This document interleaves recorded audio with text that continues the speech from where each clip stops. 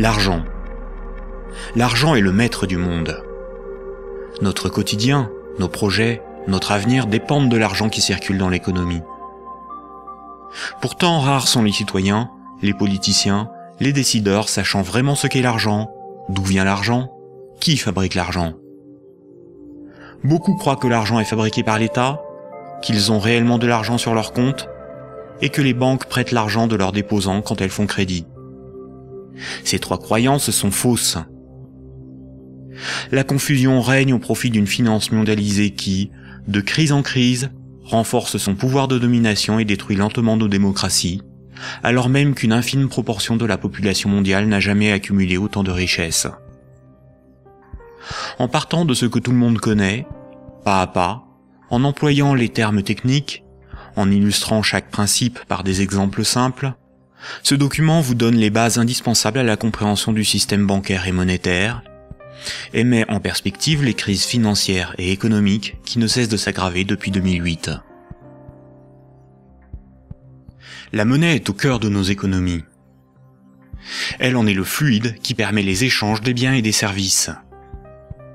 Les biens, ce sont les objets physiques qui ont un prix, comme de la nourriture, des outils, de l'immobilier, des objets de la vie courante, des véhicules, de l'électronique. Un service, c'est du temps que l'on consacre à réaliser quelque chose contre une rémunération. Les architectes, les médecins, les garagistes, les peintres, les avocats, les comptables vendent de leur temps, sous la forme de services. Les biens et les services sont achetés avec de la monnaie. Savoir qui crée la monnaie est donc indispensable pour comprendre comment le monde fonctionne.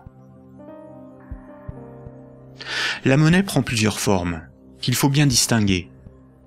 Sans la connaissance des diverses formes de monnaie et les mécanismes qu'elles impliquent, il est impossible de comprendre le système monétaire et bancaire, et plus globalement l'économie. Il y a la monnaie sous la forme de billets et de pièces de monnaie. On l'appelle la monnaie centrale corporelle. C'est celle que vous pouvez retirer au guichet ou au distributeur automatique de billets de votre banque. On peut la toucher, on peut partir avec, on peut physiquement la détruire. On l'appelle aussi monnaie manuelle, liquide ou espèce. Elle est fabriquée par la Banque centrale. En dehors de la Banque centrale, personne n'a le droit de fabriquer des billets et des pièces de monnaie. La Banque centrale est une institution missionnée par l'État ou les États d'une zone monétaire pour fabriquer les billets et les pièces de monnaie. Elle a aussi pour mission de favoriser le bon fonctionnement de l'économie. Son but n'est pas de faire des profits, mais d'appliquer la politique monétaire. En France, comme pour l'ensemble des pays de la zone euro, la Banque centrale est la BCE, ou Banque centrale européenne. La BCE gère une monnaie nommée euro. Et puis il y a un autre type de monnaie, beaucoup moins connu. C'est la monnaie qui est sur votre compte en banque, appelée monnaie scripturale. Cette monnaie n'existe que sous la forme de chiffres dans les systèmes informatiques de comptabilité des banques commerciales privées. On l'appelle aussi monnaie secondaire.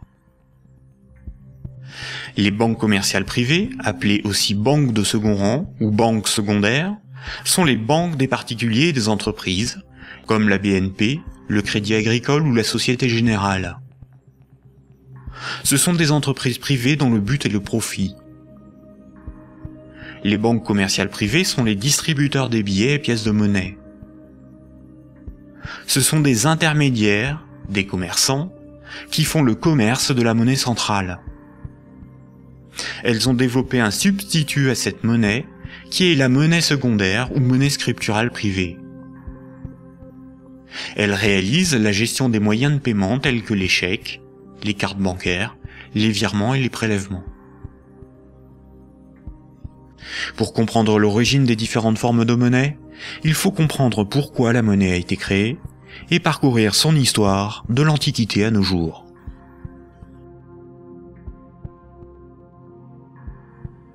L'histoire de la monnaie s'étale sur des milliers d'années.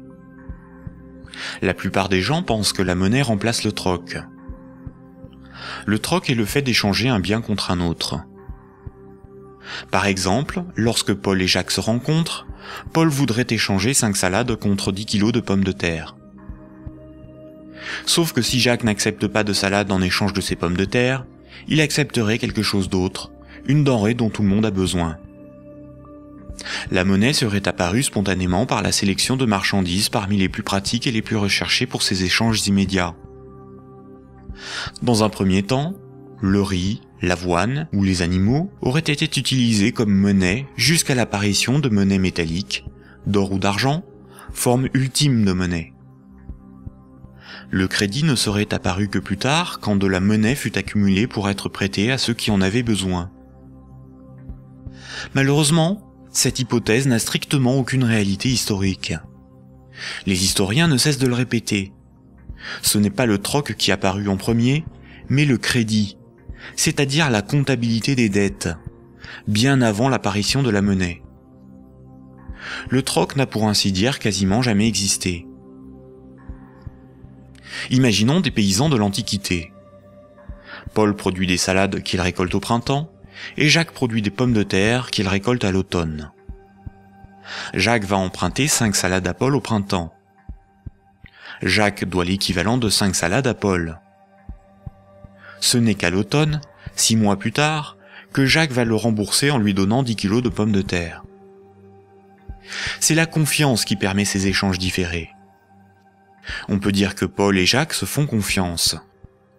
Ils partagent un même principe moral qui est qu'une dette doit être honorée. Cela leur permet de se faire crédit. Quand Jacques demande des salades à Paul, il se sent redevable envers Paul. Jacques ne sera libre que quand il aura remboursé Paul des jours, des mois, des années plus tard, car il a une dette envers lui. Les hommes pouvaient se prêter des outils, des animaux, s'échanger des biens, mais aussi des services. Au-delà d'un certain volume d'échanges, la parole donnée ne suffit plus à garantir la confiance, il faut consigner par écrit. On invente l'écriture. Alors il faut apprendre à lire, écrire et compter. On invente l'école. Il faut aussi avoir confiance dans la quantité, mesurer ce que l'on échange. On invente les étalons et la métrologie. Enfin, il faut aussi avoir un arbitre en cas de litige. On invente les tribunaux. Les communautés prenaient une unité de compte virtuelle, ou un étalon, pour donner un prix aux biens et aux services qu'ils s'échangeaient. Si 5 salades valaient 10 unités de compte, alors quand Paul donnait 5 salades à Jacques, il lui devait 10 unités de compte. On a retrouvé nombre d'objets servant de registre de dette. Des bâtons, des boules d'argile, des papyrus, des bouts de tissu, des figurines. Parmi les plus anciens registres figurent des centaines de milliers de tablettes d'argile de l'époque sumérienne où étaient tenus des comptes et consignés des dettes. Ces tablettes étaient gérées par des temples proches des marchés. Personne ne pouvait empêcher les hommes de se faire crédit. Les unités de compte nécessaires à donner un prix à ce qui s'échangeait n'étaient qu'indicatives. Il n'est pas nécessaire de se procurer ou d'acheter des centimètres à chaque fois que l'on mesure ce que l'on prête à autrui. Durant plusieurs milliers d'années, il n'y avait pas de monnaie, juste la comptabilité des dettes des uns et des autres et des communautés entre elles. Ce n'est que beaucoup plus tard, environ 700 ans avant Jésus-Christ, que des souverains ou des castes régnantes ont imposé l'usage de monnaie comme moyen d'échange, sous la forme d'un objet dont ils s'attribuaient l'exclusivité de la production. Ils émettaient la monnaie, généralement des pièces d'or, d'argent ou de cuivre, payaient leurs soldats avec, et menaient des guerres pour conquérir de nouveaux territoires. Pour se procurer nourriture et équipement, les soldats imposaient par la force aux paysans et aux marchands cette monnaie comme paiement. Le pouvoir récupérait ensuite de cette monnaie lors de la perception des impôts. Comme tout le monde devait disposer de monnaie pour payer les impôts, elle devenait rapidement la monnaie officielle. Elle était acceptée comme paiement et elle se diffusait dans la communauté. Le pouvoir pouvait donc acheter nourriture, marchandises et richesses grâce à la monnaie qu'il produisait lui-même. Tant que l'on avait une dette, on n'était pas libre. On risquait de devenir l'esclave de son créancier ou d'être emprisonné si on ne s'acquittait pas de l'impôt. C'est la servitude pour dette. Et c'est pour ça qu'une monnaie employable pour payer une dette ou un impôt a un pouvoir libératoire. La monnaie a donc été créée par des castes régnantes, des souverains, pour extorquer une partie de la production des populations, vivre et s'enrichir sans travailler. C'est par ce principe que des empires se sont bâtis. Historiquement, le troc n'était pratiqué que durant les périodes de chaos et de conflits, lorsque la monnaie venait à manquer. Au Moyen Âge, avec le développement du commerce, les métaux précieux comme l'or ou l'argent étaient devenus une monnaie internationale. Il était risqué de posséder et transporter ces métaux précieux. On risquait de se les faire dérober. À partir du XVIIe siècle, les marchands de Londres et de Stockholm commencèrent à confier la garde de leurs métaux précieux aux orfèvres, les négociants en métaux précieux. En échange, les orfèvres leur donnaient un reçu, un certificat de dépôt nominatif qui permettait à son détenteur de récupérer à tout moment son métal précieux. Lors des retraits, les orfèvres demandaient une petite somme pour le service de stockage rendu. Les boutiques des orfèvres devinrent des coffres fort bien gardés. Puis ces certificats sont devenus non nominatifs. Il était simplement inscrit dessus le poids de métal précieux qu'ils représentaient. Les marchands se mirent à se payer non pas en métal précieux, mais avec ces certificats. La monnaie papier était née. Les orfèvres constataient que les marchands laissaient leurs métaux précieux dans leurs coffres. Ils eurent donc l'idée de prêter ces métaux précieux à d'autres marchands pour développer leur commerce. Mais plutôt que de prêter les métaux précieux entreposés dans leurs coffres, les orfèvres émettaient des certificats papier. Quand les marchands remboursaient leurs dettes, ils rendaient les certificats et versaient un intérêt. Les orfèvres se mirent à imprimer bien plus de certificats que de métaux précieux disponibles dans leurs coffres. Cette pratique leur permit de s'enrichir en multipliant les intérêts perçus. Quand les certificats étaient rendus aux orfèvres, ils étaient détruits. Comme le papier monnaie échangeable contre des métaux précieux était accepté par les marchands comme paiement, les orfèvres pouvaient en imprimer pour leurs propres dépenses et achats.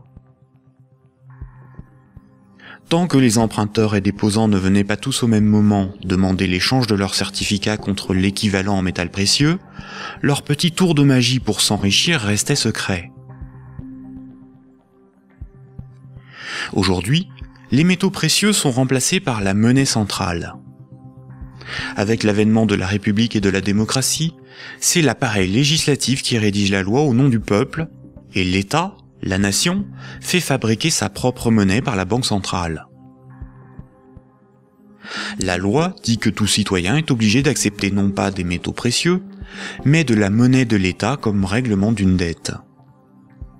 C'est ce qui donne son cours légal à la monnaie de l'État.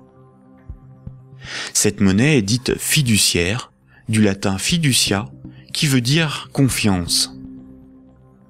Sa valeur est liée à l'assurance qu'on peut échanger des biens et services avec cette monnaie. Rappelez-vous, quand un marchand déposait des métaux précieux chez l'orfèvre, il lui donnait l'équivalent en certificat de dépôt. Plus tard, le marchand pouvait retourner chez l'orfèvre et récupérer ses métaux précieux contre ses certificats. Aujourd'hui, quand le client d'une banque dépose des billets sur son compte, la banque le crédite.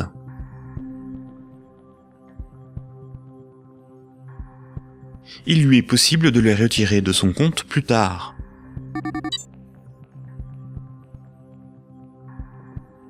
La monnaie secondaire, ou monnaie scripturale privée, est l'équivalent des certificats de dépôt des orfèvres. Tout comme le certificat de l'orfèvre est une reconnaissance de dette de l'orfèvre envers le marchand, un compte bancaire est une dette en monnaie centrale de la banque envers son client.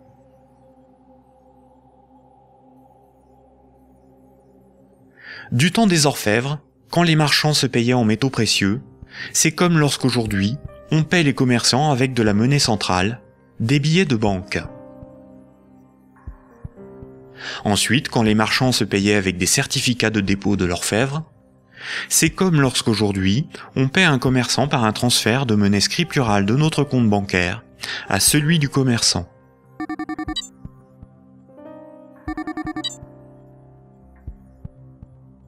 Rappelez-vous aussi que quand l'orfèvre faisait crédit, qu'il prêtait des métaux précieux, il émettait bien plus de certificats de dépôt que de métaux précieux disponibles dans ses coffres.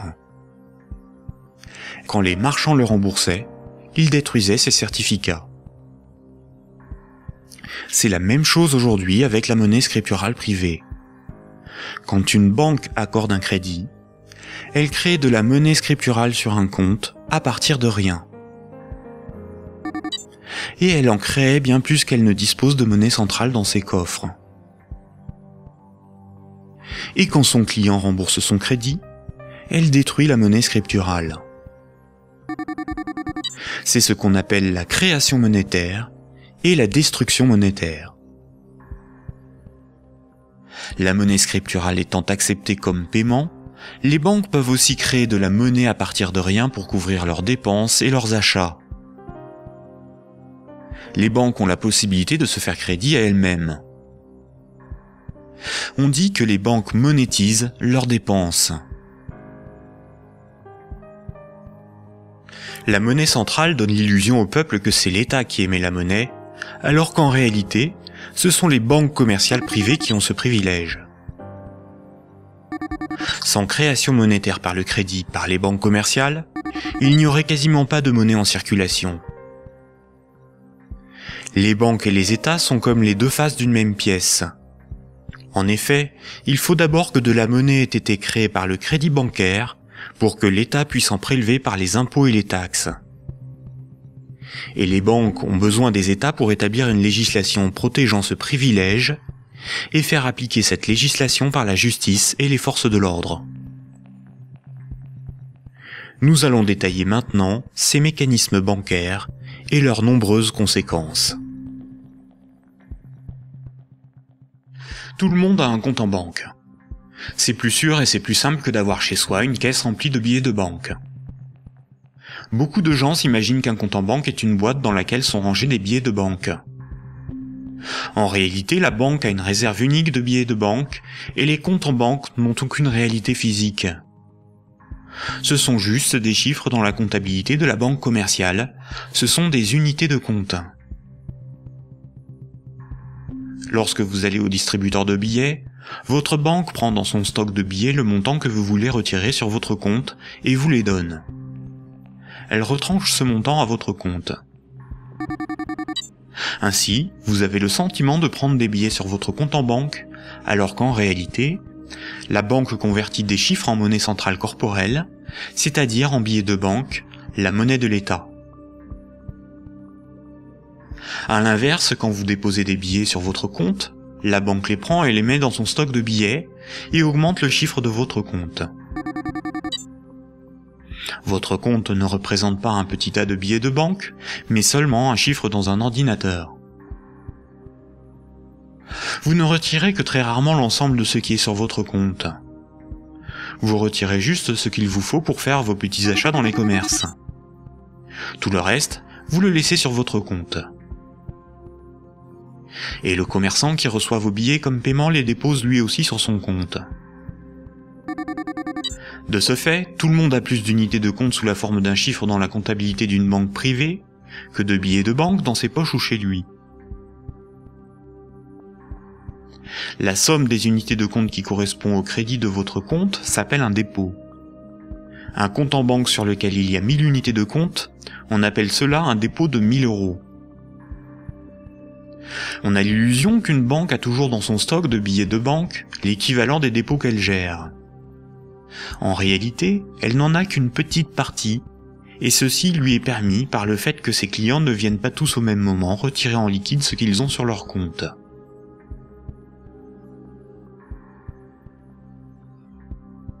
En Europe, la monnaie centrale est la monnaie qui a cours légal. C'est la monnaie officielle des États de la zone euro, dont l'État français. C'est la monnaie exigée par l'État pour le paiement des impôts et des taxes. La loi oblige les citoyens à accepter les billets de banque comme moyen de paiement, et elle sanctionne sévèrement ceux qui fabriquent de faux billets. En revanche, la monnaie inscrite au crédit d'un compte bancaire n'est qu'une reconnaissance de dette de la banque envers le détenteur du compte. Rien de plus. La loi impose aux banques commerciales privées de convertir ces unités de compte en billets de banque à votre demande. C'est pour cette raison que les banques commerciales appellent ces chiffres des euros. Les chiffres inscrits sur votre relevé de compte sont appelés euros, alors qu'en réalité, ce ne sont pas des euros. Ces unités de compte sont converties en euros au moment où vous les retirez de votre compte. Votre banque vous doit bien des euros, et c'est pour cette raison qu'il est marqué euros sur votre relevé de compte. Ces unités de compte sont tolérées par la loi comme moyen de paiement. Quand vous payez au moyen d'un chèque bancaire, d'une carte bleue ou d'un virement, vous réalisez un simple transfert d'un chiffre de votre compte à un autre. Tout ce qui sert de moyen de paiement est une monnaie. C'est pour cette raison que ces unités de compte sont appelées monnaie scripturale, monnaie secondaire ou monnaie scripturale privée. On peut dire que chaque banque a sa propre monnaie, car chaque banque a sa propre comptabilité, gère ses propres chiffres, ses propres unités de compte. Toutes les monnaies privées sont convertibles en monnaie centrale corporelle. Elles ont toutes la même valeur. Mais la monnaie scripturale d'une banque commerciale privée n'est garantie que par la banque elle-même. Une banque commerciale étant une entreprise comme une autre, elle peut faire faillite. Si elle fait faillite, elle ne peut plus garantir sa monnaie privée, et par conséquent les montants des comptes bancaires de ses clients. Les unités de compte sur les comptes bancaires peuvent tout simplement disparaître. Imaginons que vous ayez 10 000 € en billets de banque, c'est-à-dire en monnaie centrale corporelle, en monnaie de l'État. Vous avez confiance dans sa valeur, car vous avez confiance en l'État. Vous prenez ces 10 000 € et vous les déposez sur un compte au Crédit Agricole. En réalité, vous donnez cet argent à la banque qui les met dans son petit stock de billets et crédite votre compte. Le chiffre sur votre compte n'est qu'une reconnaissance de dette de 10 000 €. Ce sont des unités de compte privées, car la banque est maintenant propriétaire des 10 000 € que vous lui avez donnés, et qu'elle va probablement mettre dans un distributeur de billets pour que d'autres clients puissent retirer du liquide. La loi dit simplement qu'à votre demande, à tout moment, la banque est tenue de convertir les 10 000 unités de compte en billets de banque. Et ce que vous ne savez pas, c'est que la banque n'a qu'une petite partie des montants des comptes de ses clients sous la forme de billets de banque. Gardez à l'esprit que moins de 7% de la totalité de la monnaie en circulation est sous la forme de billets et de pièces de monnaie qui ont cours légal. Ce que vous avez sur votre compte, ce n'est qu'une promesse de remboursement en euros, et non de véritables euros.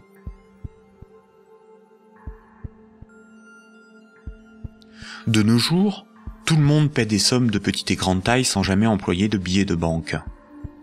La carte bancaire, la carte de crédit, les chèques bancaires, les prélèvements automatiques et les virements forment l'essentiel des procédés de paiement. Quand un client d'une banque veut transférer de l'argent à un autre client de la même banque pour le payer, que ce soit des entreprises ou des particuliers, la banque ne réalise qu'une manipulation de chiffres.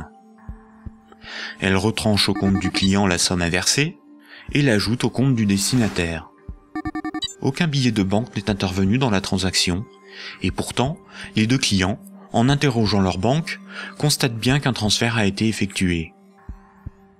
En revanche, quand un transfert doit être effectué entre les comptes bancaires de deux banques commerciales distinctes et concurrentes, la monnaie centrale intervient. Toutes les banques commerciales privées ont un compte à la banque centrale. Aucun particulier ni aucune entreprise ne peut avoir un compte à la banque centrale. Seules les banques commerciales et le trésor public, c'est-à-dire l'État, ont un compte à la banque centrale. La banque centrale réalise la comptabilité là aussi avec des chiffres dans des ordinateurs, et non pas des tas de billets de banque. Et cela pour des raisons purement pratiques. On appelle cette monnaie la monnaie centrale scripturale. Ces comptes sont en monnaie banque centrale ou monnaie centrale. Quand une banque commerciale a trop de billets, elle peut les déposer sur son compte à la banque centrale. Quand elle en a besoin pour alimenter ses distributeurs automatiques, elle demande à la banque centrale de lui convertir des euros scripturales en billets de banque. Généralement, on ne fait pas la distinction entre monnaie centrale scripturale et monnaie centrale corporelle, c'est-à-dire les billets de banque.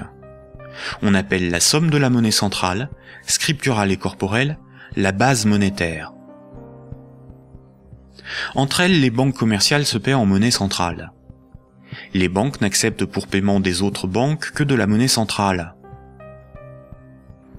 Quand un client veut transférer de la monnaie scripturale de son compte vers celui d'un client d'une autre banque, la monnaie scripturale est convertie en monnaie centrale, puis transférée à l'autre banque, qui va encaisser cette monnaie centrale et créditer le compte du destinataire.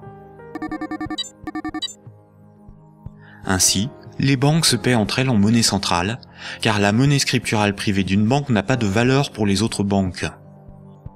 La comptabilité du Crédit Agricole n'a rien à voir avec la comptabilité de la Société Générale. Ce sont deux entreprises distinctes et concurrentes. Ce qui existe entre les banques et pour les banques, c'est uniquement la monnaie banque centrale.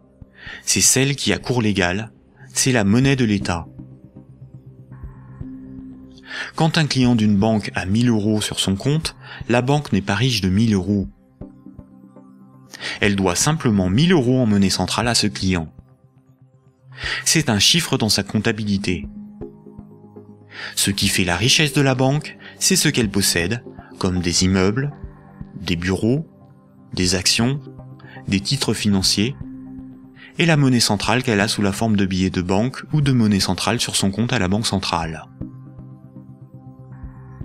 En revanche, à tout moment, la banque peut devoir s'appauvrir de 1000 euros si ce client les transfère sur un compte d'une autre banque, car cette autre banque veut être payée en monnaie centrale.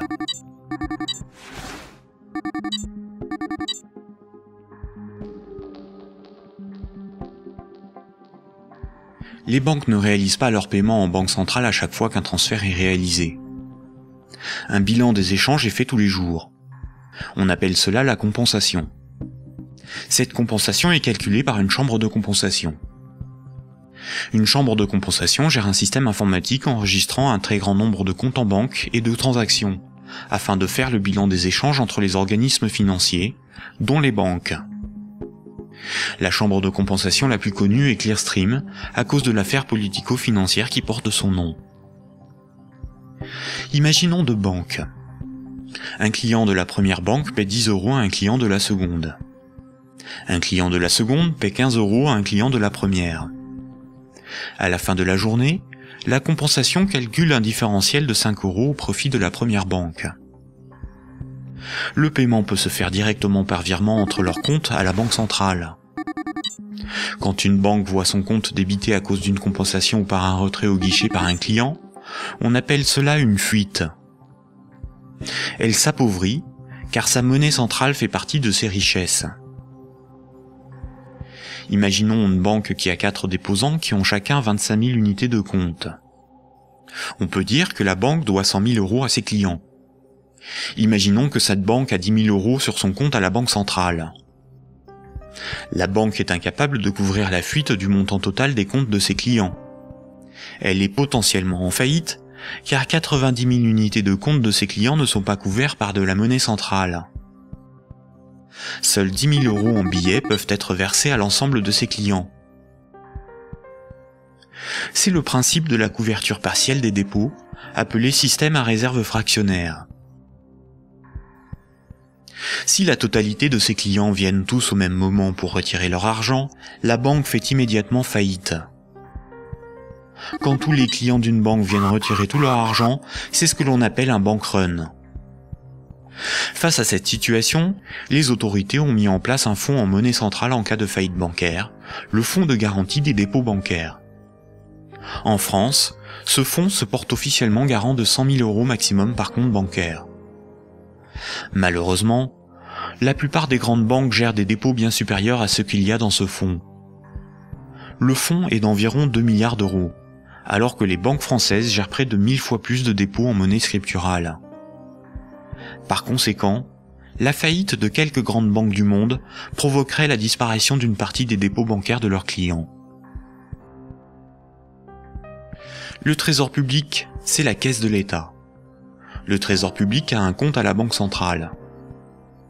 Le Trésor public encaisse toutes les taxes et impôts qui forment les recettes de l'État. Le Trésor public paie toutes les dépenses de l'État. Il paie les fonctionnaires, les investissements de l'État, ses infrastructures, ses frais de fonctionnement, ses fournisseurs. Quand vous payez vos impôts ou des taxes, vous les payez directement au Trésor public. Si un client d'une banque veut payer 1000 € au Trésor public, la banque convertit la monnaie scripturale privée en monnaie banque centrale et transfère cette monnaie centrale sur le compte du Trésor public. Le Trésor public n'accepte pour paiement que la monnaie centrale. Quand le Trésor public paie un de ses fournisseurs, il verse de la monnaie centrale à la banque commerciale privée qui en détient le compte, et celle-ci crédite le compte de l'entreprise bénéficiaire.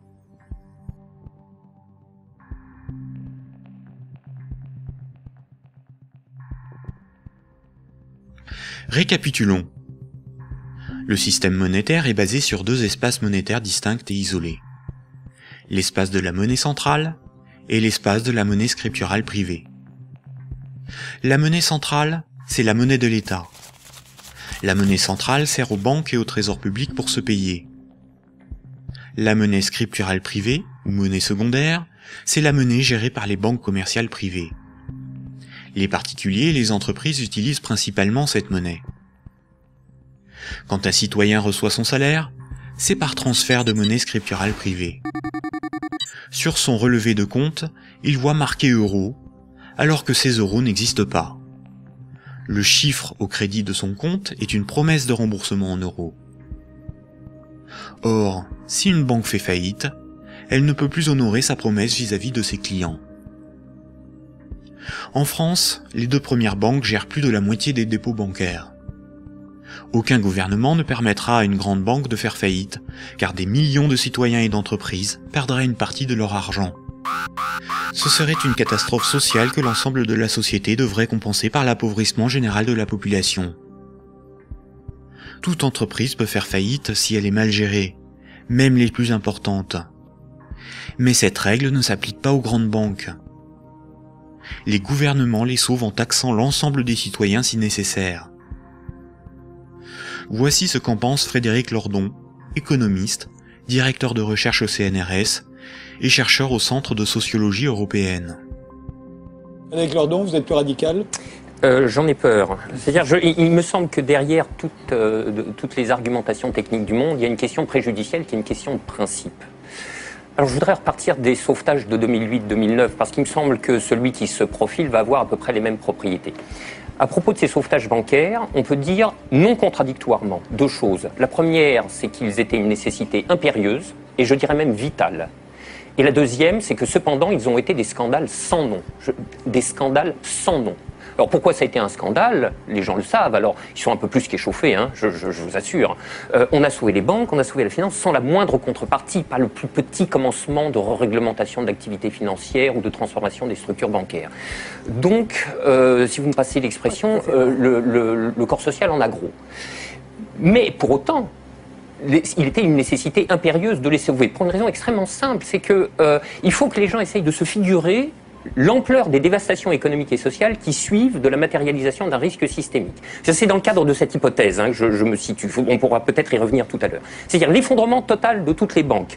Les transactions les plus élémentaires deviennent impossibles. Je veux dire, aller acheter son pain à la boulangerie, ça marche plus. Tout simplement parce que retirer de l'argent au distributeur à billets, ça marche pas. Faire un chèque, ça marche pas. Une carte bleue, ça marche pas. Vous avez les piécettes dans la poche, ça vous mène pas loin. Vous tenez 4-5 jours en forçant plutôt sur les patates. Et après, c'est retour au jardin potager pour ceux qui en ont un, et pour les autres, c'est retour vers l'état de nature économique. Ce que vous décrivez là, ça semble une catastrophe. Oui, c'est la catastrophe ultime si les banques ne sont pas sauvées et qu'elles tombent toutes ensemble. Ça pourrait se produire, d'après vous, ça? Alors, pour moi, Grèce, oui. si vous voulez, c'est un événement qui est de l'ordre de l'impensable. C'est-à-dire, c'est un chaos social d'une telle ampleur qu'il me semble inconcevable que les États se désintéressent de la chose. Par conséquent, ils sont forcés de venir au secours de la finance, qu'ils le veuillent ou non. Et c'est exactement là que se noue le drame, si vous voulez. C'est dans cette articulation entre la nécessité impérieuse d'une part et le scandale de l'autre.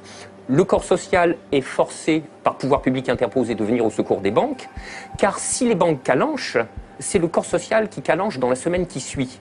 Et forcément, les intérêts matériels de la population sont si intimement liés à la structure bancaire qu'il est impossible de la laisser crever.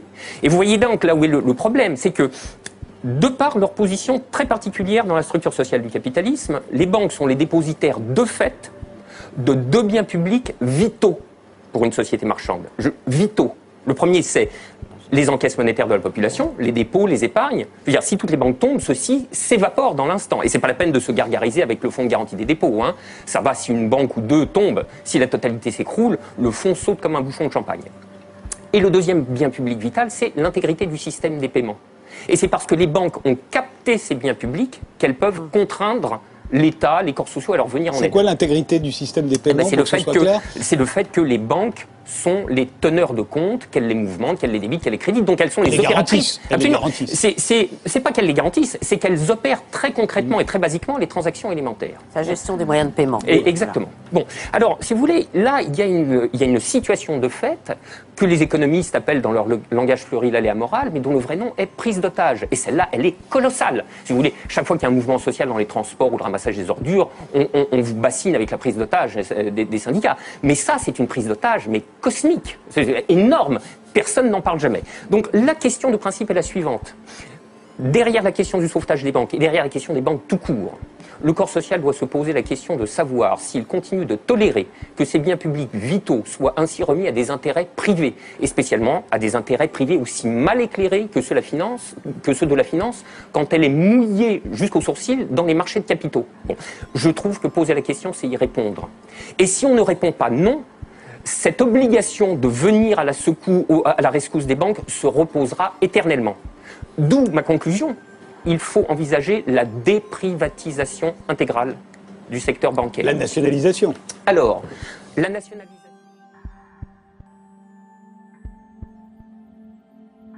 On constate que quand les dirigeants et actionnaires des grandes banques touchent des bénéfices, ceux-ci s'enrichissent. Mais quand les grandes banques sont en difficulté, ce sont les États, c'est-à-dire l'ensemble des citoyens, qui les sauvent. Cela résume l'adage désormais bien connu: les banques privatisent leurs gains et socialisent leurs pertes.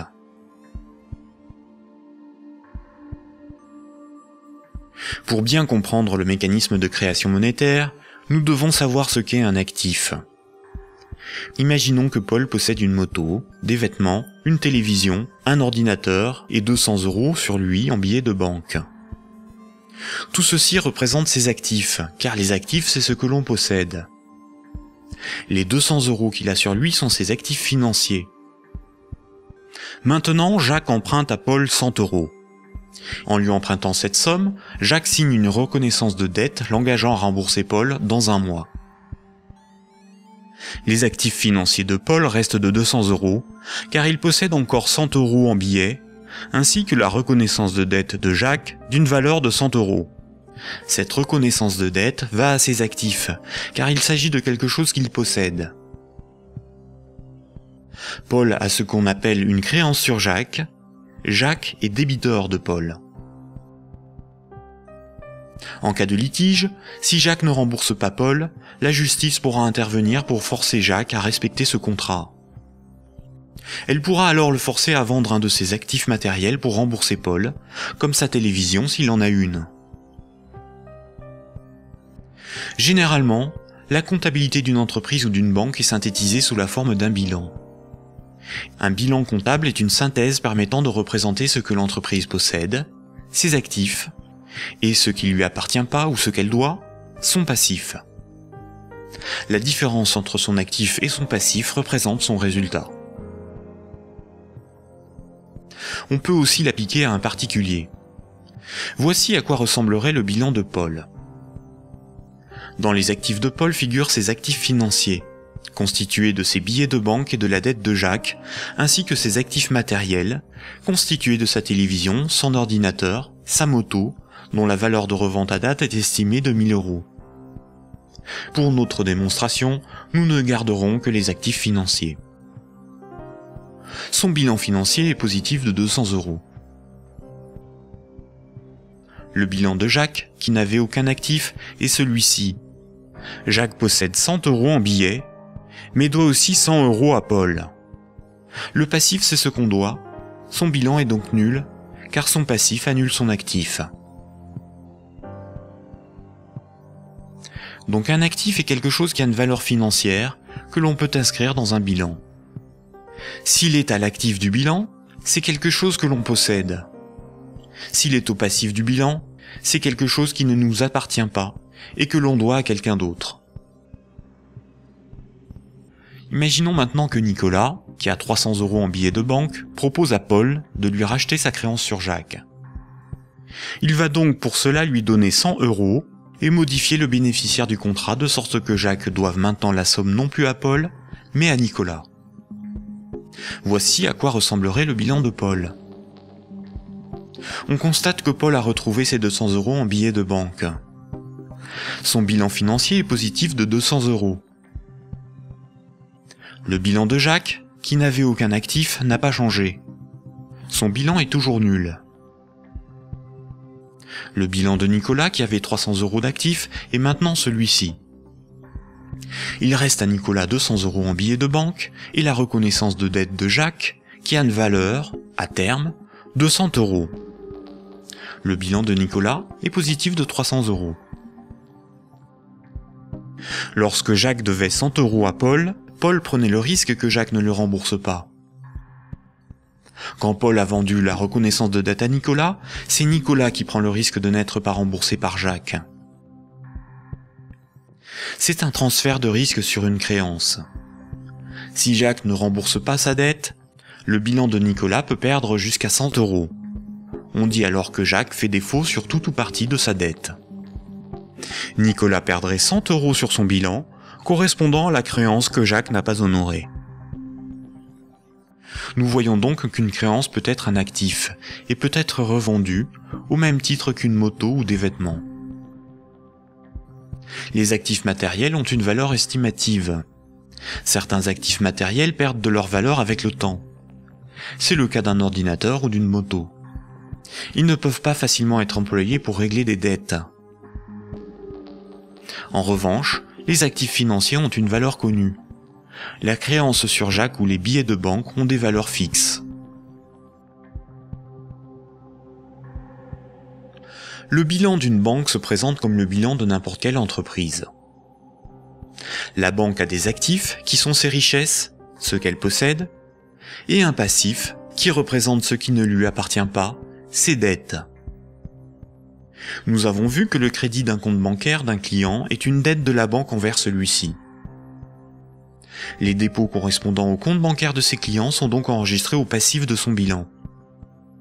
Si on lit ce bilan, on comprend que la banque doit au total 600 € à ses clients.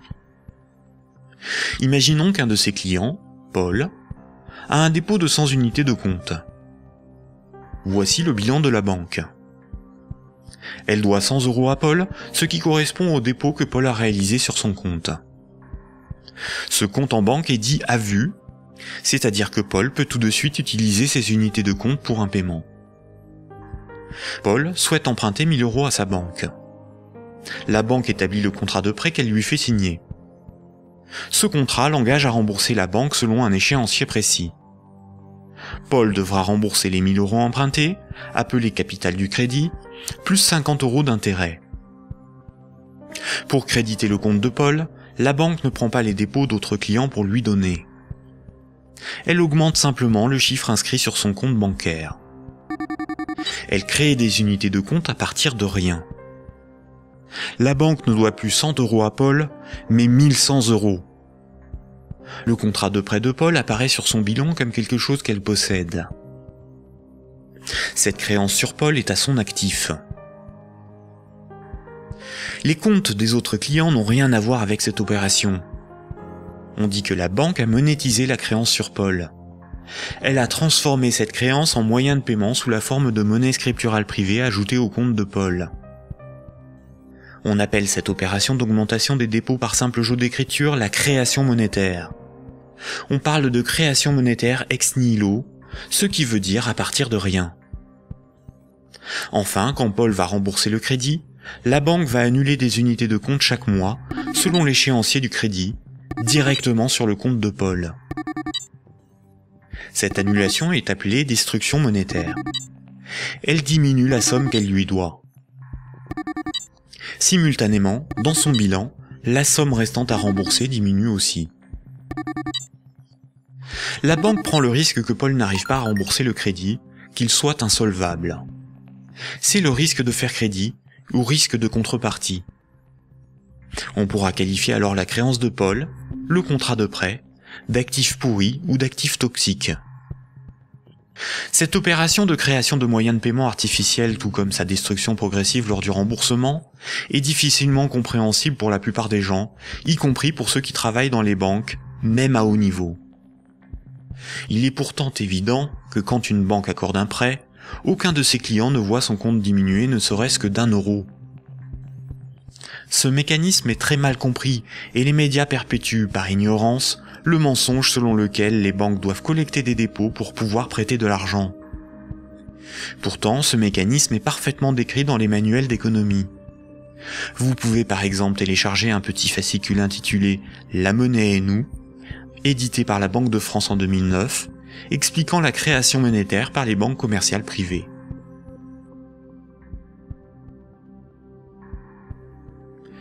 La création et la destruction monétaire peuvent être résumées par une simple phrase. Ce sont les crédits qui font les dépôts, et non les dépôts qui font les crédits. Cette phrase permet de se rappeler que la totalité de la monnaie en circulation sur nos comptes en banque ou dans nos poches est créée par le crédit bancaire. Quand une banque accorde un crédit à un de ses clients, elle crée de la monnaie scripturale privée en augmentant le solde du compte de celui-ci. Elle ne crée pas des euros, mais des unités de compte convertibles en euros. Plus il y a de crédits accordés par les banques, plus il y a de dépôts, de billets et de pièces de monnaie.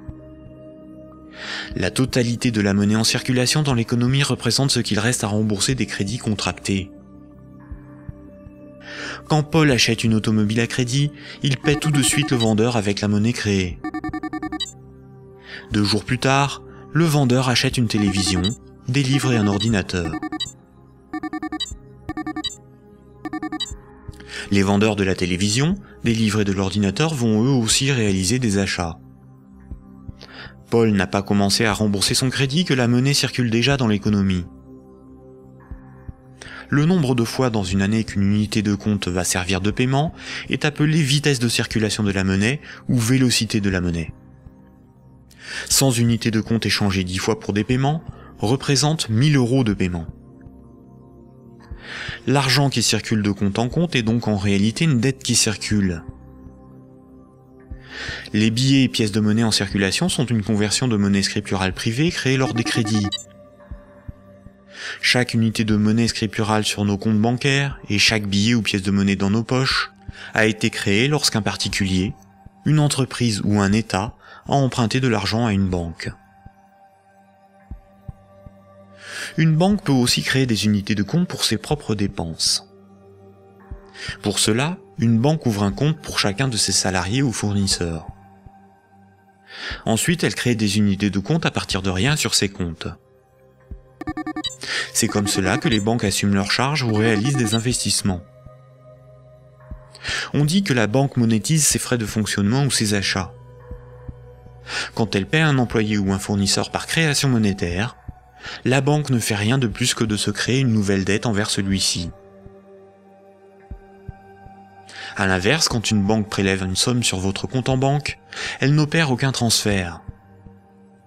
Quand elle prélève des frais bancaires ou simplement les mensualités de remboursement d'un crédit bancaire, elle détruit de la monnaie. Ainsi, votre banque vous doit moins d'argent.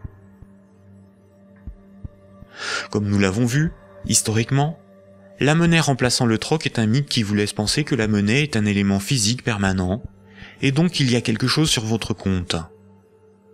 Ceci vous semble d'autant plus vrai que vous pouvez retirer des billets de banque de votre compte.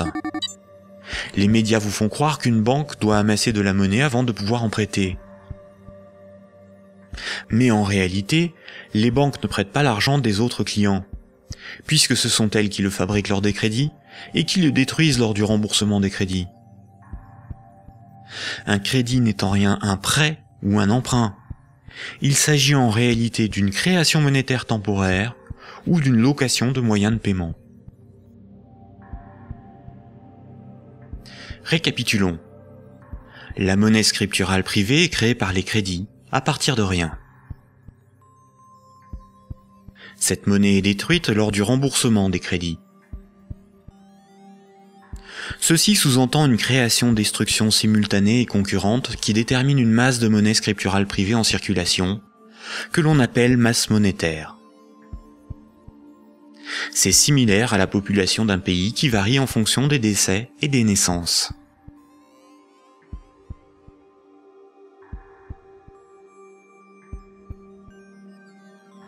Trois citoyens et un banquier échouent sur une île déserte au beau milieu de l'océan. Ils s'organisent et décident de créer leur propre monnaie, qu'ils appellent euro. Le banquier fonde l'unique banque commerciale privée de l'île. Comme cette banque est nouvelle, les trois citoyens n'ont rien sur leur compte. Ils ne peuvent pas s'échanger et se vendre ce qu'ils produisent. Ils ont bien des marchandises à se vendre, mais aucune monnaie pour les payer. Pour disposer de moyens de paiement, chaque citoyen va faire un crédit de 10 €, remboursable en 11 mois.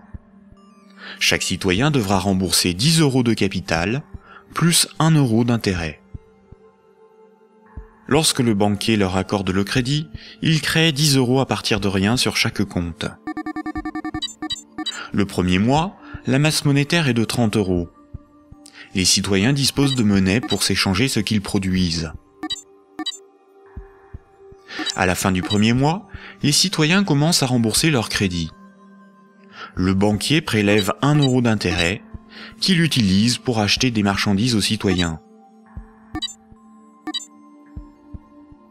La masse monétaire reste de 30 €. À l'issue du deuxième mois, le banquier efface 1 € du compte de chaque citoyen.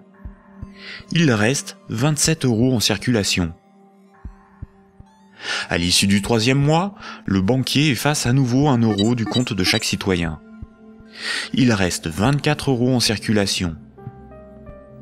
De mois en mois, la situation devient un peu plus compliquée, car la masse monétaire ne cesse de baisser. Les citoyens se retrouvent en concurrence pour capter l'argent. À l'issue du 11e mois, après une farouche concurrence entre les trois citoyens pour capter la monnaie restante, leurs comptes sont vides, car tout le monde a remboursé exactement ce qu'il avait emprunté à la banque. Plus rien ne peut être ni acheté ni vendu. C'est la crise économique. Le banquier réunit les citoyens et leur dit : « Pour résoudre cette situation, c'est très simple. Vous n'avez qu'à m'emprunter à nouveau de l'argent. » Les citoyens acceptent. Ils font tous à nouveau un crédit de 10 €. À la fin du premier mois, le banquier prélève 1 € d'intérêt, qu'il garde pour lui car il a tout ce qu'il lui faut. Au fil des mois, le banquier supprime les euros correspondant au remboursement des crédits. Comme les intérêts n'ont pas été dépensés par le banquier, c'est au bout du 10e mois seulement que les comptes des trois citoyens sont vides. Il n'y a plus de monnaie en circulation, et pourtant il manque 3 € pour rembourser la totalité de leur crédit. Le banquier réunit les citoyens et leur dit : « Il y a une manière très simple de repousser le moment où vous serez à zéro sur vos comptes. Vous n'avez qu'à m'emprunter régulièrement de l'argent, bien avant que la masse monétaire ne baisse trop et que l'économie ne s'arrête. Et pour compenser les intérêts que je ne dépense pas, il vous suffit de m'emprunter à chaque fois quelques euros de plus. » Les citoyens acceptent. Désormais, ils sont en permanence endettés, sinon la monnaie disparaît et l'économie s'arrête. Ils appellent cela la croissance. Mais comme ils sont endettés, ils se mettent à produire toujours plus pour rembourser le banquier, bien au-delà de leurs besoins réels. Ils ne produisent pas pour avoir de quoi se vêtir, se nourrir ou se loger. Ils produisent pour avoir l'argent nécessaire pour rembourser leur crédit. L'argent est devenu le moteur de leur vie, et non ce dont ils ont besoin pour vivre. Ce système permet au banquier de ne rien produire. Il passe son temps à gérer ses comptes, à créer de la monnaie puis à la détruire. Avec la monnaie qu'il fabrique, il achète ce dont il a besoin aux citoyens. Rapidement, les ressources naturelles de l'île viennent à manquer. Il n'y a plus de bois, plus de gibier, plus d'eau, plus de terre pour produire toujours plus. La croissance a épuisé les ressources naturelles et détruit l'environnement. Cette petite histoire met en valeur de réalités tout à fait surprenantes. D'une part, les sommes dues aux banques sont globalement supérieures aux sommes disponibles pour les rembourser. D'autre part, si tout le monde remboursait ses dettes, il n'y aurait quasiment plus de monnaie en circulation dans le monde. Tous les comptes seraient vides, tous les billets et pièces de monnaie disparaîtraient. Le système monétaire fonctionne comme un système pyramidal. Pour payer les crédits en cours de remboursement, il faut que de nouveaux crédits soient accordés. Sinon, la monnaie se raréfie et certains emprunteurs sont dans l'incapacité de rembourser leurs crédits.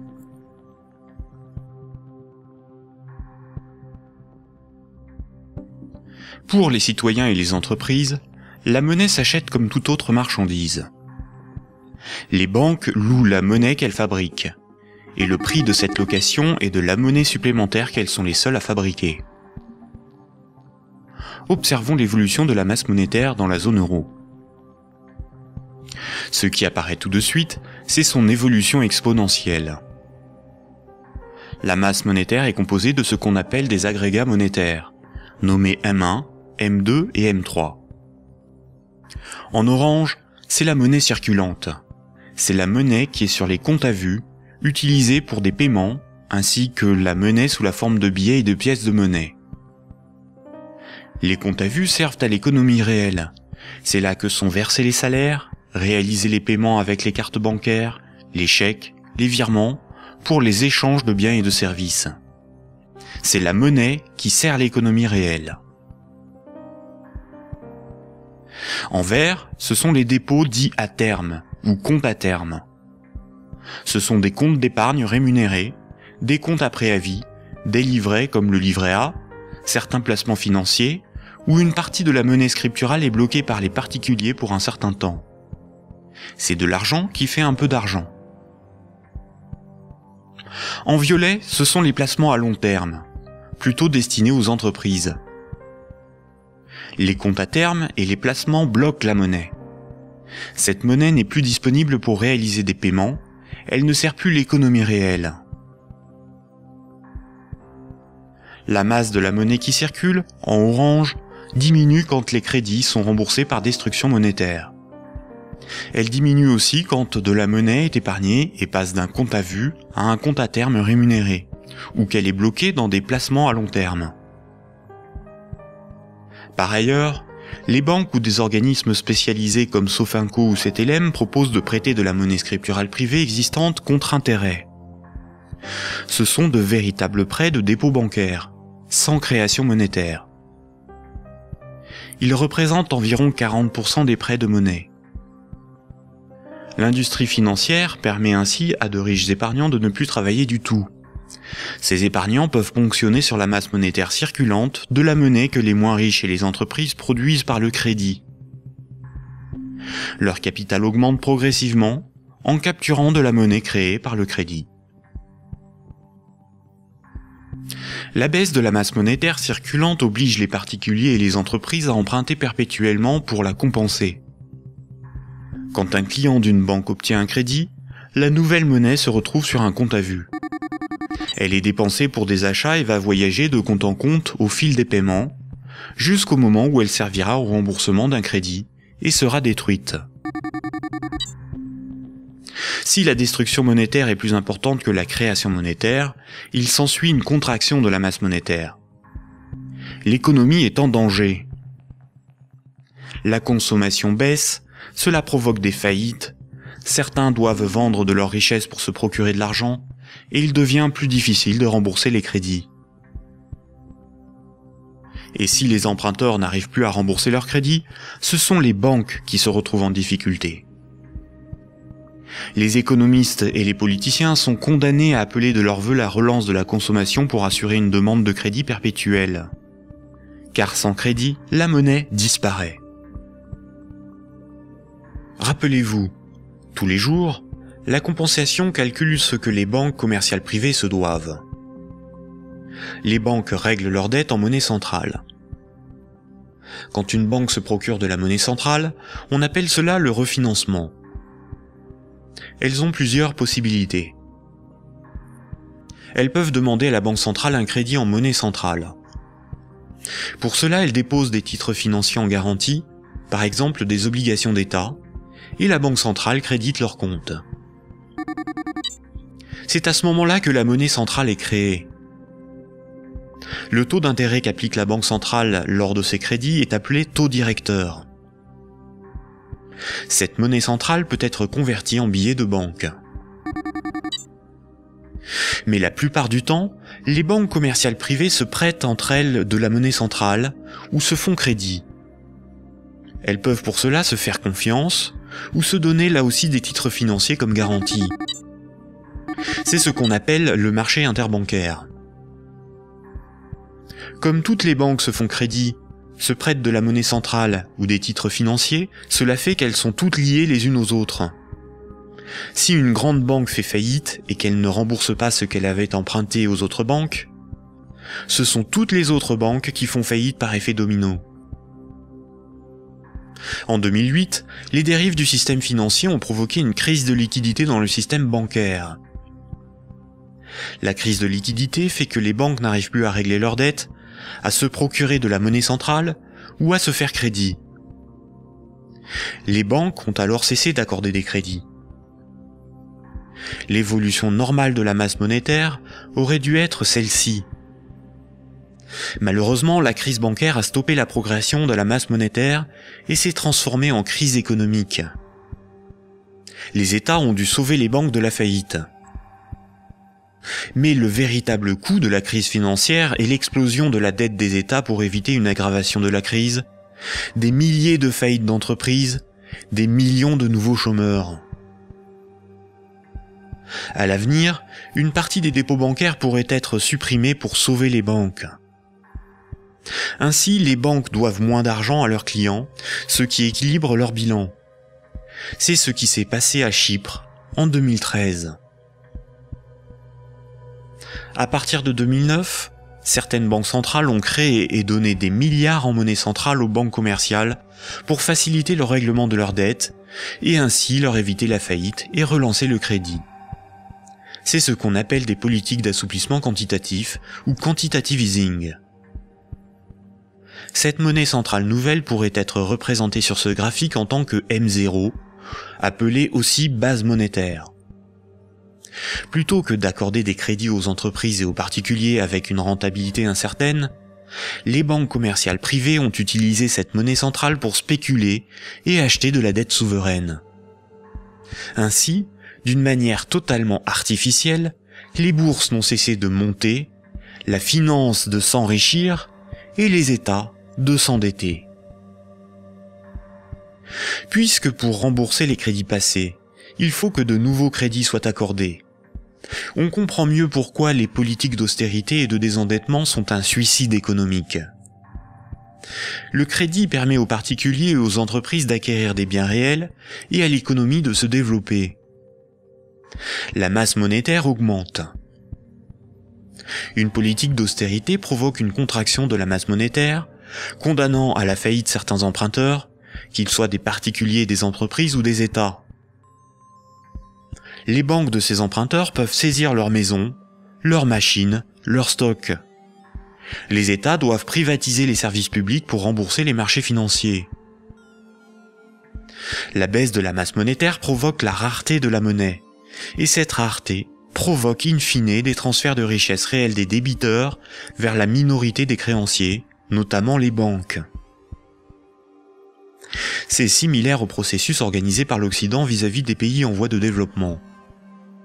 On endette ces pays pour qu'ils nous achètent des infrastructures, des machines, des moyens de production, via des prêts du FMI et de la Banque mondiale. Incapables de rembourser les crédits, leur faillite permet de saisir les ressources naturelles ou même ceux qu'ils ont achetés grâce à ces crédits. Le PIB d'un pays, c'est approximativement la somme des revenus dans ce pays en une année. Dans la zone euro, la dette des États représente 90% du PIB. Et les dettes du secteur privé représentent 160% du PIB. En d'autres termes, pour rembourser toutes les dettes, il nous faudrait travailler 2 ans et demi en donnant tous nos revenus aux banques et aux marchés financiers. Or, si on remboursait toutes nos dettes, il n'y aurait plus de monnaie en circulation. Ce système pyramidal de dette n'est viable que dans un équilibre précaire, car la capacité des emprunteurs à rembourser leurs crédits dépend de la capacité d'autres emprunteurs à contracter de nouveaux crédits.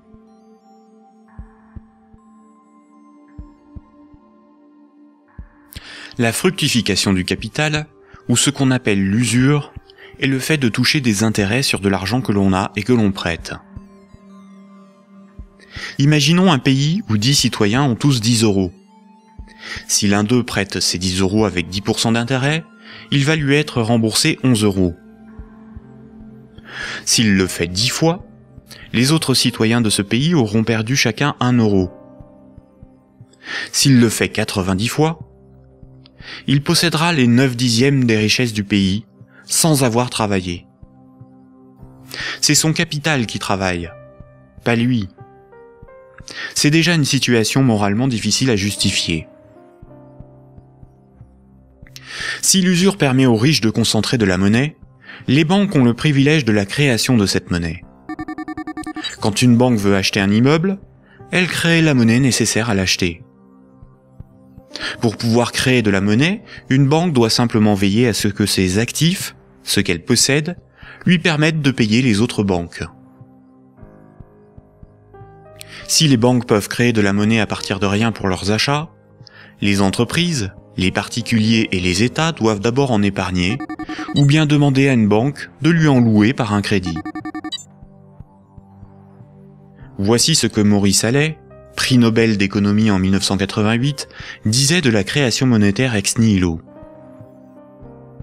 Dans son essence, la création de monnaie ex nihilo actuelle par le système bancaire est identique, je n'hésite pas à le dire pour bien faire comprendre ce qui est réellement en cause, à la création de monnaie par les faux monnayeurs, si justement condamnée par la loi. Concrètement, elle aboutit au même résultat. La différence est que ceux qui en profitent sont différents et autorisés à le faire. Les banques sont des entreprises à but lucratif. Elles ont des actionnaires, leur but est l'enrichissement. Par le privilège de la création monétaire, la spéculation et l'usure organisée à l'échelle industrielle, on constate une gigantesque concentration des richesses dans les mains d'un tout petit nombre de personnes. Quand on parle de richesse, il ne faut pas penser à de l'argent, mais à de l'immobilier, des infrastructures, des propriétés, des entreprises, bref, ce qui a réellement de la valeur. Des chercheurs suisses ont extrait d'une base de données de l'OCDE un groupe de 147 entreprises financières qui ont le contrôle des 20 000 plus grandes entreprises du monde. Et un plus petit groupe forme le noyau dur de ces maîtres du monde. Sans surprise, les banques, et plus globalement le monde de la haute finance, notamment anglo-saxonne, contrôlent directement ou indirectement la plupart des grandes entreprises du monde.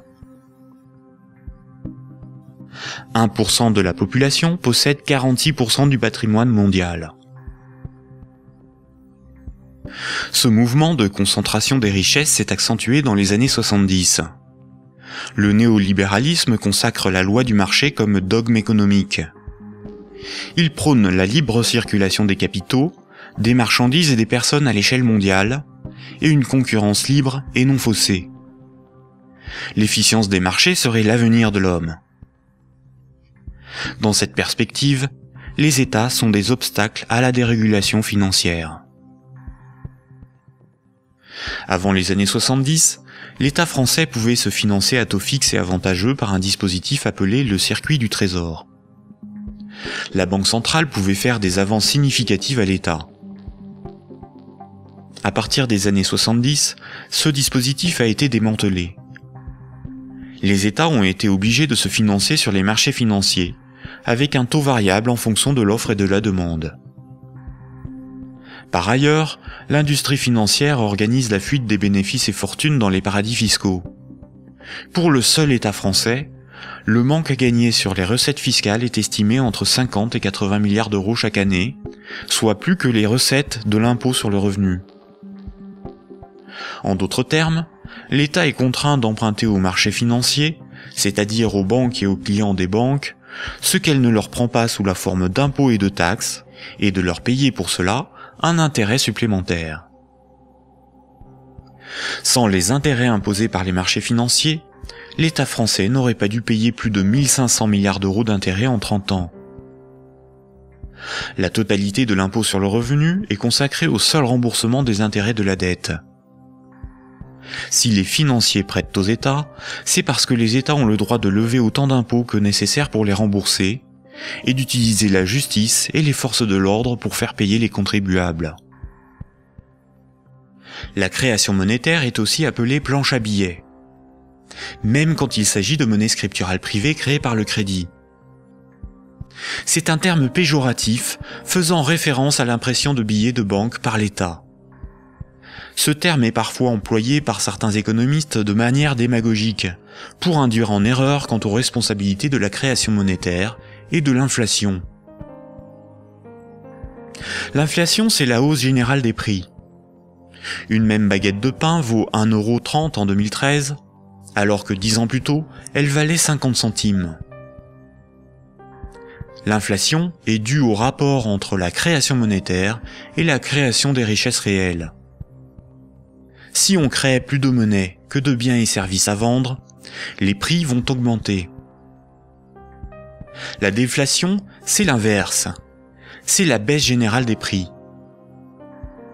Si on crée des biens et services à vendre, et qu'on ne crée pas de monnaie pour les acheter, la monnaie va manquer et les prix vont baisser. L'hyperinflation est une inflation excessive des prix, supérieure à 12 500% par an. Si une baguette de pain vaut 1 € en 2013, s'il y a de l'hyperinflation, elle vaudra au minimum 12,50 € un an plus tard. Dans les années 70 et 80, l'inflation a atteint 15%, alors même que l'interdiction de permettre à la Banque centrale de faire des avances à l'État devait nous prémunir d'une telle situation. En réalité, interdire à l'État le financement à taux avantageux par sa propre Banque centrale était le moyen non pas d'éviter une inflation excessive, mais de transférer une partie des recettes fiscales de l'État au marché financier, c'est-à-dire aux banques et à leurs clients, et d'assurer aux banques commerciales privées le monopole de la création monétaire en supprimant la concurrence de l'État.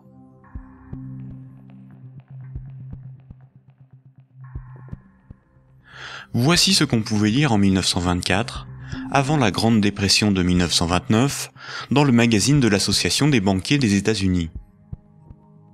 Le capital doit assurer sa propre protection par tous les moyens possibles, grâce à la coalition et à la législation. Les dettes doivent être collectées et les hypothèques exercées le plus rapidement possible. Lorsque les personnes ordinaires perdent leur maison à travers le processus de la loi, elles deviennent plus dociles et peuvent plus facilement être dirigées grâce au bras fort du gouvernement représenté par les principaux acteurs financiers et par une puissance centrale due aux richesses. Ces vérités sont bien connues de nos principaux intervenants, qui s'appliquent désormais à créer un impérialisme permettant de gouverner le monde. En divisant les votants grâce au système de partis politiques, nous les manipulons afin qu'ils dépensent toute leur énergie pour des problèmes n'ayant aucune importance. C'est donc grâce à une action discrète que nous garantirons la pérennité de ce que nous avons si bien planifié et accompli. Rappelez-vous, dans l'Antiquité, la monnaie physique a été inventée par des souverains pour lever des armées, conquérir de nouveaux territoires et instaurer une dépendance des peuples à la monnaie par la levée des impôts. Toutes les dettes devaient être réglées avec la monnaie du souverain. Cela lui permettait d'acheter les richesses aux populations avec la monnaie qu'il fabriquait lui-même. Une seule et même organisation gérait la fabrication de la monnaie, les armées, la législation, la justice et les forces de l'ordre. Aujourd'hui encore, la monnaie reste un instrument de domination et un élément clé de la géopolitique. Le siècle dernier a été celui du dollar américain.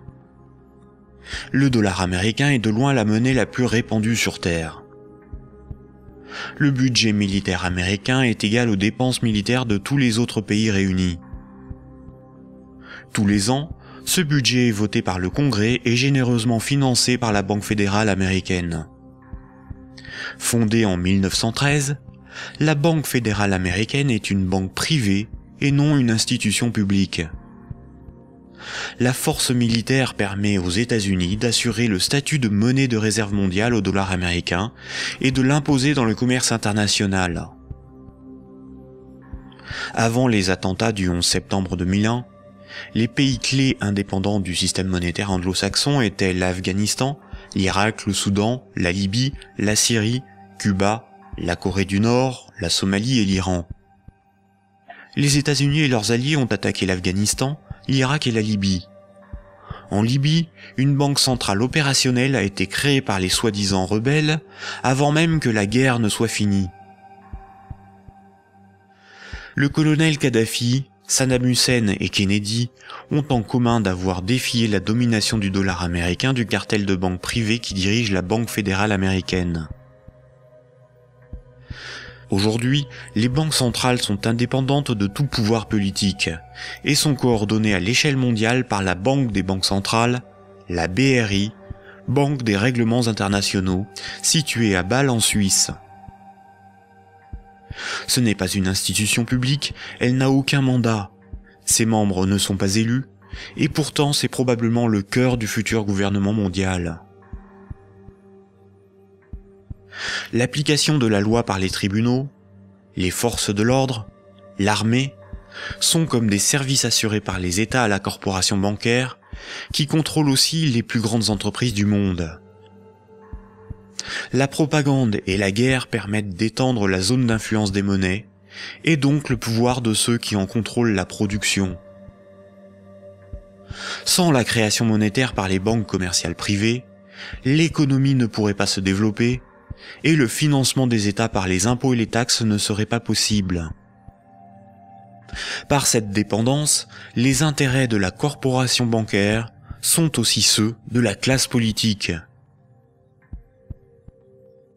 Mayer Amschel Rothschild, célèbre banquier du XVIIe siècle, considéré comme le père de la finance internationale, a triomphalement déclaré ceci.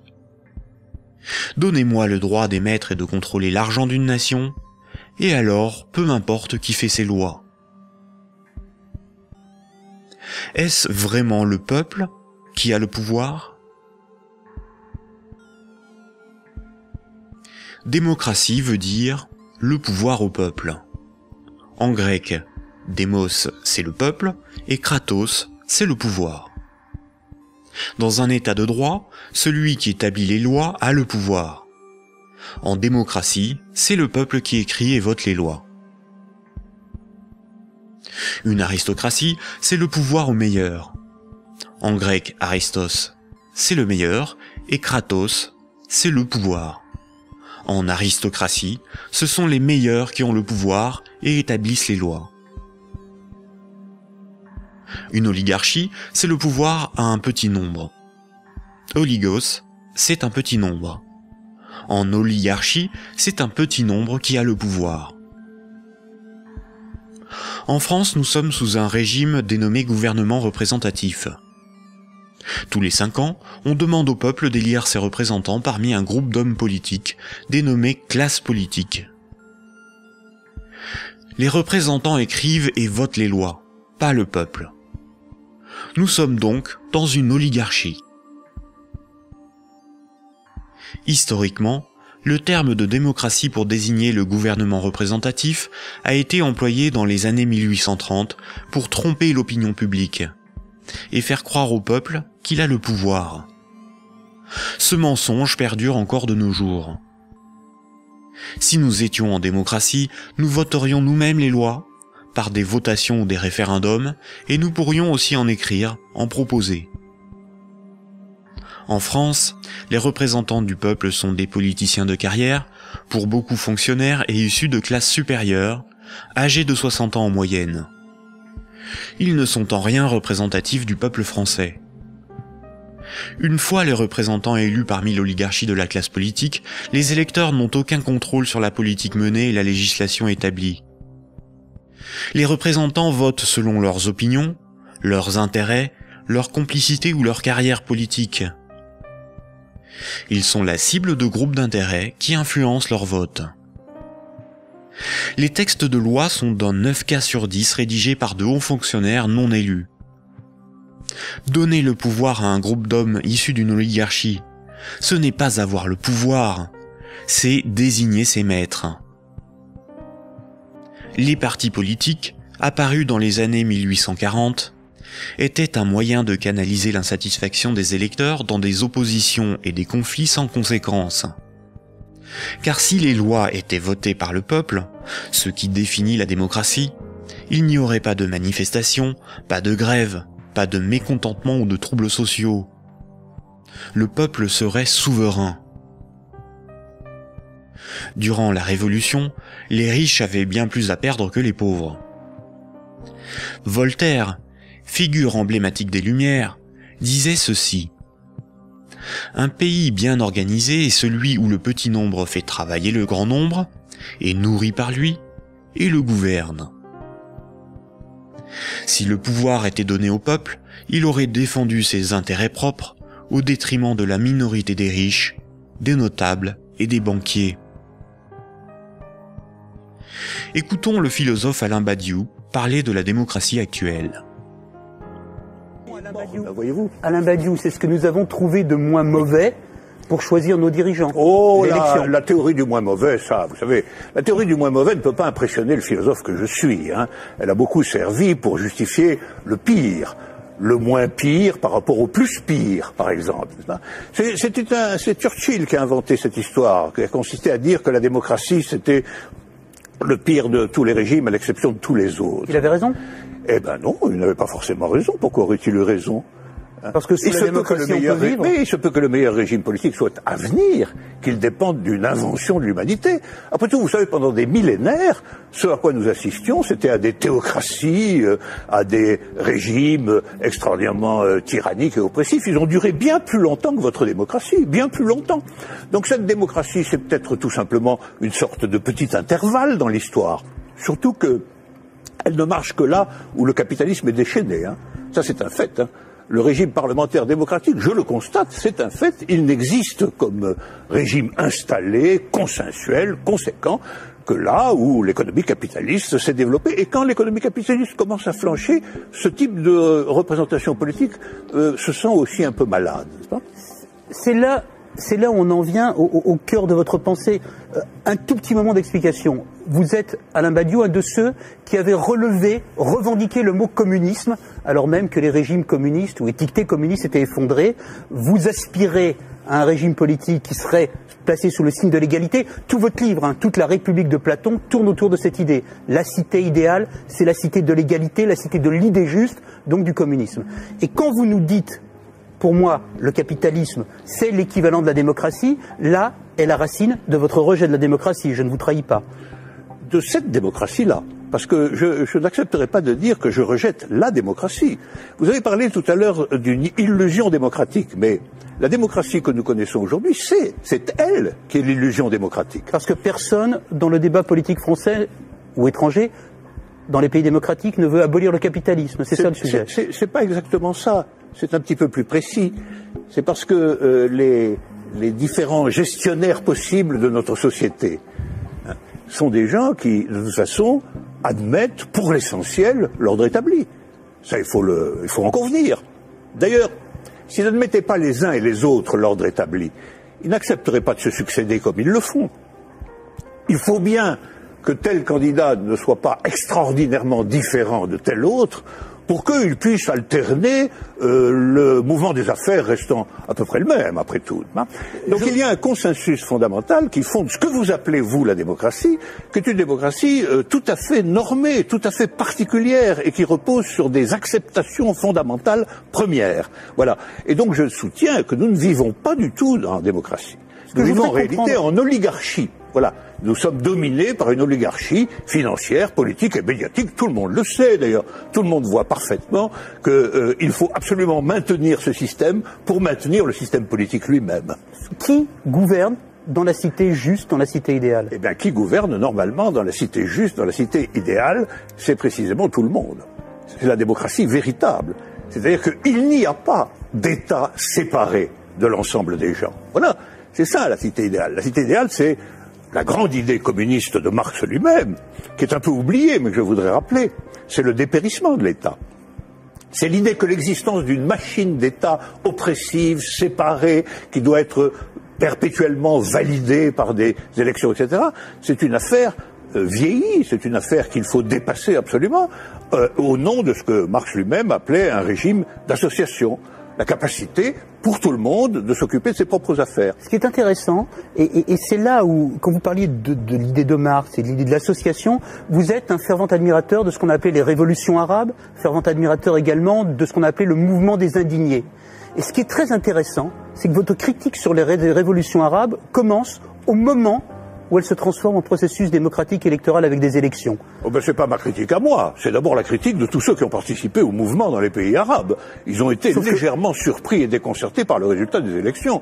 Mais le principe même des élections... Comme moi je l'ai été en mai 68. Eux aussi ils disent élections piège à con maintenant, maintenant qu'ils ont les partis islamistes dits modérés sur le dos. C'est comme si, après une révolution, une tempête révolutionnaire démocratique extraordinaire, on vous présentait un massif parti démocrate chrétien comme le vainqueur des élections. Ben vous seriez un peu étonné tout de même. C'est bien la preuve qu'il y a deux sens du mot démocratie qui ne sont pas du tout homogènes. Sauf que la revendication, Alain Badiou, la revendication du peuple contre les dictateurs, c'était de pouvoir voter. Bon, la revendication du peuple contre les dictateurs, c'était que les dictateurs s'en aillent. Mais c'était leur revendication unanime. Sur la question du vote, il y a eu d'innombrables débats. Comment, quand, dans quelles conditions? Ces débats ont souvent été tranchés par des autorités extérieures au mouvement populaire lui-même. En Égypte, par exemple, ils ont été largement tranchés par l'armée. Autant dire par ce qui restait du régime d'avant. Parce que la révolution a été volée par l'armée. Mais les Tunisiens, par exemple... Le gouvernement représentatif, en ne donnant aucun pouvoir aux pauvres, aux ouvriers et aux paysans, garantit la protection des intérêts des plus puissants et des plus riches. Aujourd'hui encore, le citoyen n'est qu'un électeur, un emprunteur et un consommateur. Il est informé par des médias inféodés aux grands groupes financiers et industriels dont ils sont pour la plupart la propriété. Le vote des lois par les citoyens, le référendum d'initiative populaire, ou la mise en place d'un parlement tiré au sort dans la population comme le sont les jurys populaires, qui sont des évolutions démocratiques élémentaires, sont systématiquement dénigrés dans les médias. L'Union européenne est une organisation soutenue à l'origine par les élites américaines pour éviter l'apparition d'une puissance concurrente en Europe de l'Ouest. Elle est néolibérale et structurellement antidémocratique.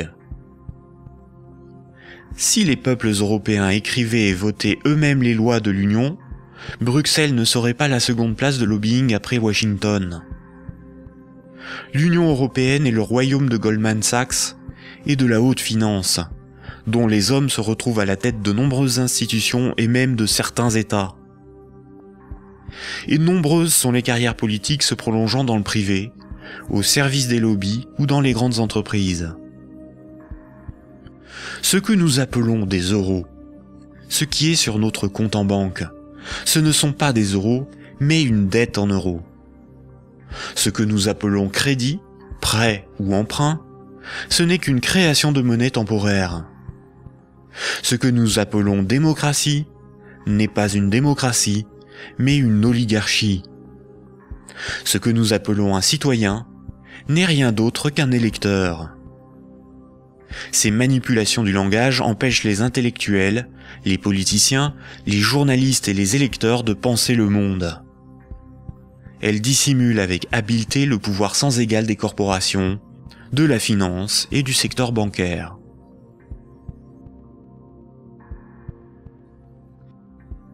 Aujourd'hui, la planète n'est plus capable de se régénérer.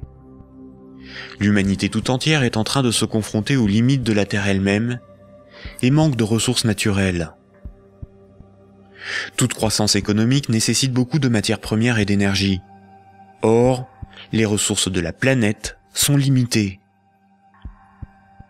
Certaines organisations militent pour qu'une nouvelle approche économique et sociale émerge, pour que nous soyons respectueux de notre environnement et sortons d'une logique de compétition, de surconsommation et de conflit.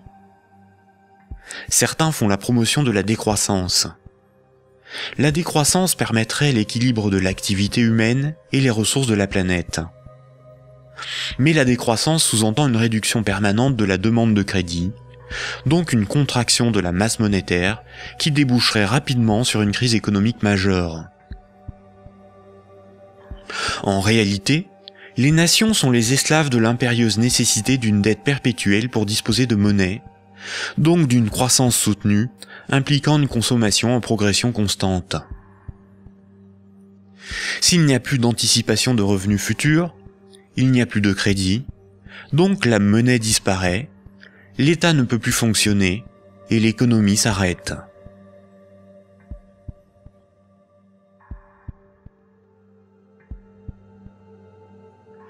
La monnaie en circulation est créée par les banques contre intérêt lorsqu'elles accordent des crédits et détruite lors du remboursement des crédits.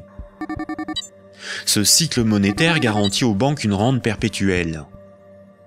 Les créanciers sont les banques et le secteur financier, et les débiteurs sont le reste du monde. Notre système économique n'est en rien libéral, puisque nous sommes dépendants des banques pour réaliser le moindre échange économique. Nous ne sommes pas libres de ne pas être endettés. La rareté de la monnaie organise la concurrence entre les individus, entre les entreprises, entre les nations. Les banques créent la monnaie en fonction de leurs propres intérêts et non en fonction de l'intérêt général. Les conflits armés sont plus lucratifs que la diplomatie. La concurrence, plus dépensière que la coopération. La spéculation, plus rentable que le social. Si les banques pouvaient nous vendre l'air que l'on respire, elles le feraient. Pour certains philosophes des siècles passés, voici l'ordre naturel des choses. Le divin représente l'ordre supérieur. L'ordre moral est guidé par le divin, par le sacré. L'ordre politique est guidé, lui, par la morale. Et la finance, elle, est au service de l'ordre politique. Mais si la monnaie n'est plus le reflet des échanges économiques de ceux qui créent les richesses réelles, mais le moyen par lequel ces richesses réelles sont échangées, l'argent devient le maître du monde. Une inversion des ordres s'opère. Le divin est remplacé par l'argent. N'a de valeur que ce qui a un prix. Les marchés font office de morale. Rien ne doit enfreindre les lois du marché, bénéfiques pour l'humanité. La finance est au service des marchés. Les financiers sont les nouveaux prophètes, ils défendent l'immanente main invisible. La politique et l'État sont au service de la finance, car ils en sont dépendants. Ils sont forcés de défendre les intérêts de la finance au détriment de ceux des peuples. Frédéric Bastiat, économiste politique au XIXe siècle, disait ceci. Quand le pillage devient un moyen d'existence pour un groupe d'hommes qui vit au sein de la société, ce groupe finit par créer pour lui-même tout un système juridique qui autorise le pillage et un code moral qui le glorifient.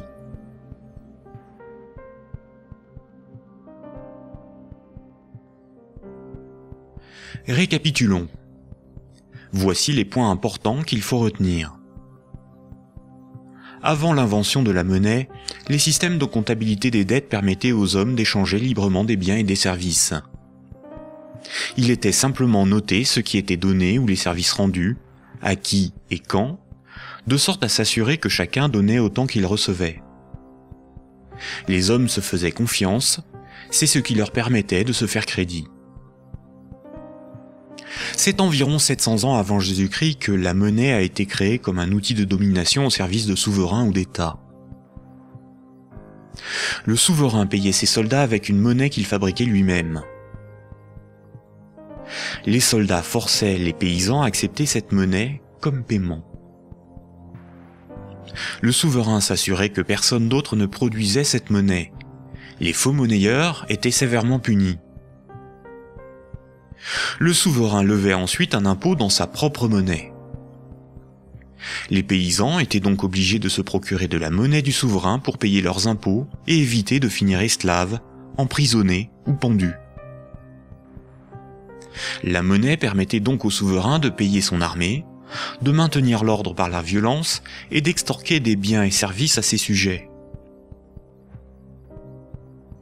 Dès lors, le terme de dette a été progressivement dévoyé.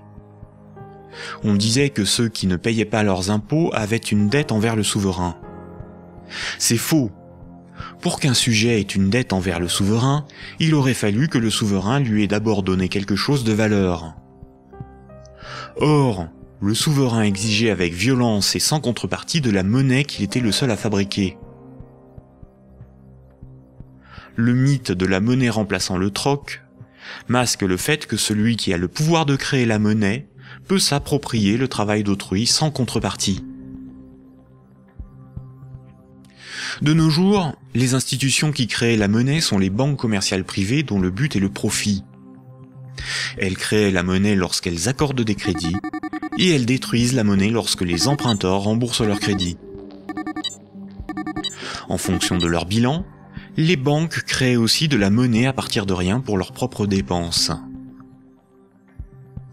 Quand, par exemple, on demande du pain à quelqu'un, il est bien normal de le lui rendre plus tard.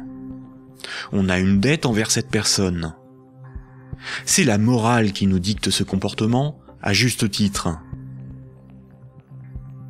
Mais quand une banque fait crédit, elle ne prête pas l'argent qu'elle possède. Elle le crée à partir de rien. Quand un emprunteur est endetté vis-à-vis d'une banque, la banque ne lui a rien donné. Elle exige pourtant qu'on lui rende quelque chose qu'elle ne possédait pas avant d'accorder le crédit, majoré d'un intérêt pour le service rendu. C'est parce que la loi protège ce privilège qu'elles peuvent contraindre les emprunteurs à rembourser leur crédit, quitte à saisir leurs biens et à les envoyer en prison. Il s'agit là d'un rapport de force. Les soi-disant dettes issues des crédits bancaires sont un moyen par lequel les banques extorquent une partie de notre travail contre une création de monnaie temporaire.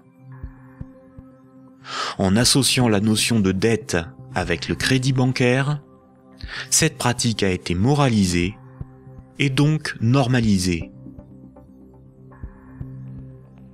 La monnaie centrale donne l'illusion que c'est l'État qui crée la monnaie.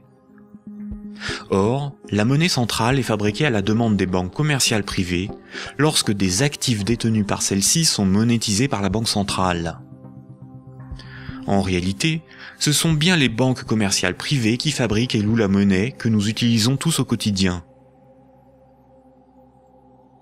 La monnaie en circulation est créée par le crédit bancaire, puis détruite lors du remboursement des crédits. De ce fait, si tout le monde remboursait ses dettes, il n'y aurait plus de monnaie en circulation, tous les comptes en banque seraient vides, et les billets et pièces de monnaie disparaîtraient. La création monétaire par le crédit et la destruction monétaire lors du remboursement des crédits déterminent une masse monétaire. La variation de la masse monétaire est similaire aux variations de la population d'un pays en fonction des naissances et des décès. Quand la masse monétaire diminue parce qu'il n'y a pas assez de crédits accordés par les banques commerciales privées, il y a moins d'argent en circulation dans l'économie, car la monnaie est détruite par le remboursement des crédits en cours. Chômage, pauvreté, précarité, faillite d'entreprises et endettement des États se développent rapidement. Dans un tel système, la croissance est vitale pour l'économie. Les entreprises, les particuliers et les États s'endettent auprès du système bancaire pour assurer une augmentation constante et exponentielle de la masse monétaire. S'ils n'empruntent plus, ou que les banques n'accordent plus de crédit, comme c'est le cas depuis la crise financière de 2008, la monnaie disparaît à cause de la destruction monétaire et une grave crise économique survient rapidement. Sans dette, il n'y a pas de monnaie. Sans monnaie, il n'y a pas d'économie, les nations ne peuvent pas s'échanger ce qu'elles produisent. Donc sans dette, il n'y a pas d'économie. Ce système oblige l'ensemble de la société, des États, des nations, à être perpétuellement endettés et donc à enrichir les banquiers et la finance simplement pour disposer de monnaie pour leurs échanges économiques. C'est par ce principe que le système bancaire a servi le monde économique à son profit, sans contrepartie productive. Chaque crédit sert à acheter une maison, une voiture, une télévision, et induit la consommation d'énergie et de matières premières pour leur fabrication. La nécessité de toujours plus de crédit provoque la destruction de l'environnement, le pillage des ressources de la planète, la surproduction, la concurrence et le consumérisme. Tant que chaque unité de monnaie, chaque euro, sera issu d'un crédit bancaire, les banques gouverneront le monde et l'humanité pillera la planète et détruira l'environnement pour enrichir l'oligarchie financière.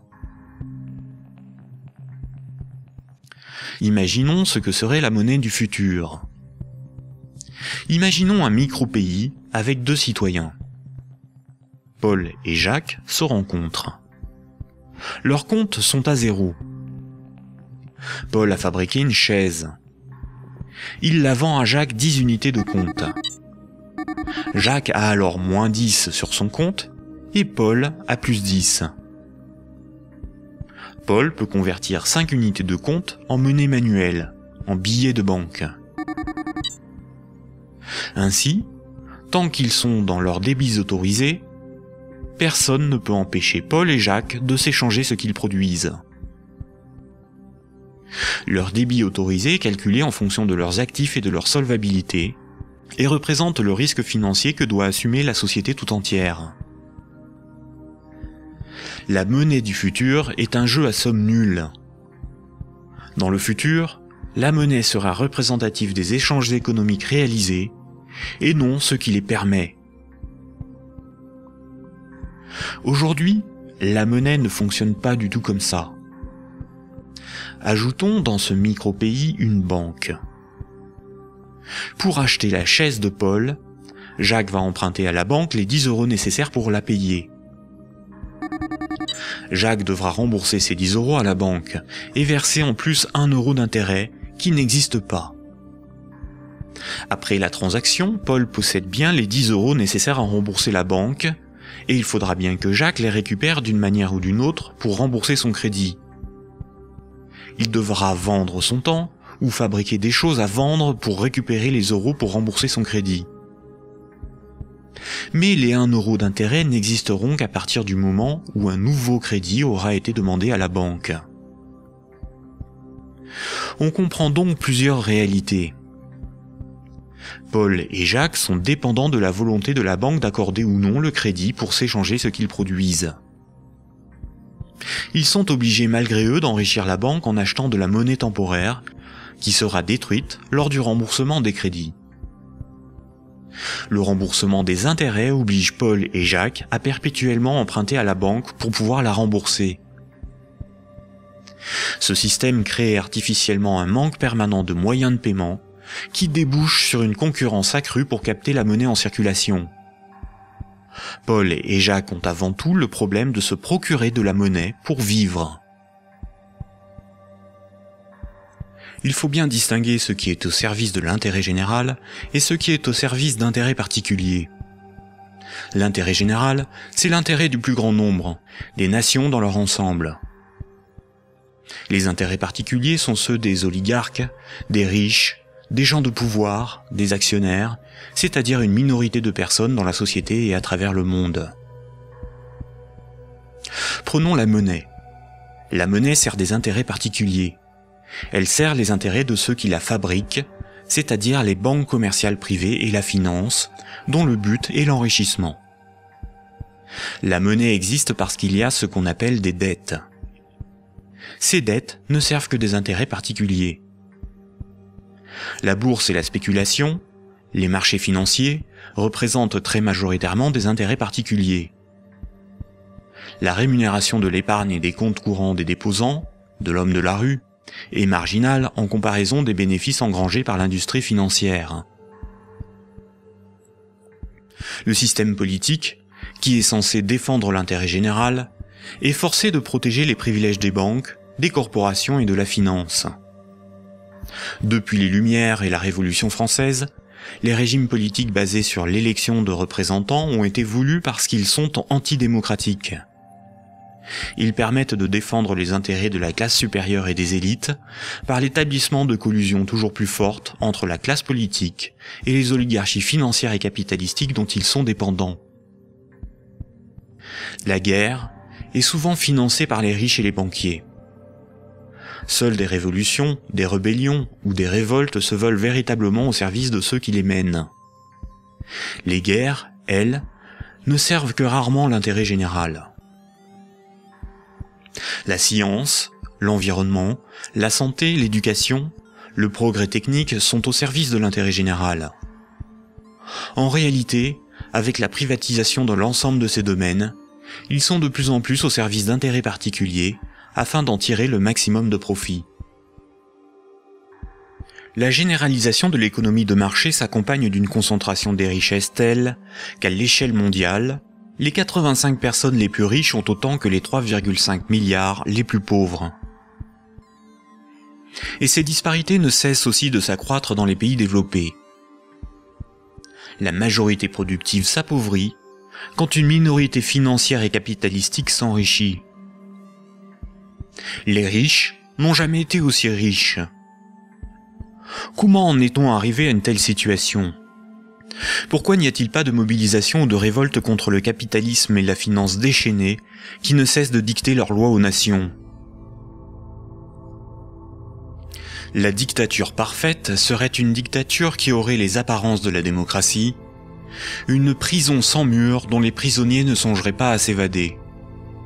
Un système d'esclavage où, grâce à la consommation et au divertissement, les esclaves auraient l'amour de leur servitude. Aldous Huxley, dans Le meilleur des mondes. La croissance, essentielle à la domination de la finance, nécessite des travailleurs consommateurs dociles et manipulables. La télévision les divertit par les jeux, les séries, le voyeurisme de la télé-réalité et un flot d'informations brutes, sans aucune analyse, ne jouant que sur la force des images, l'émotionnel et les peurs primaires.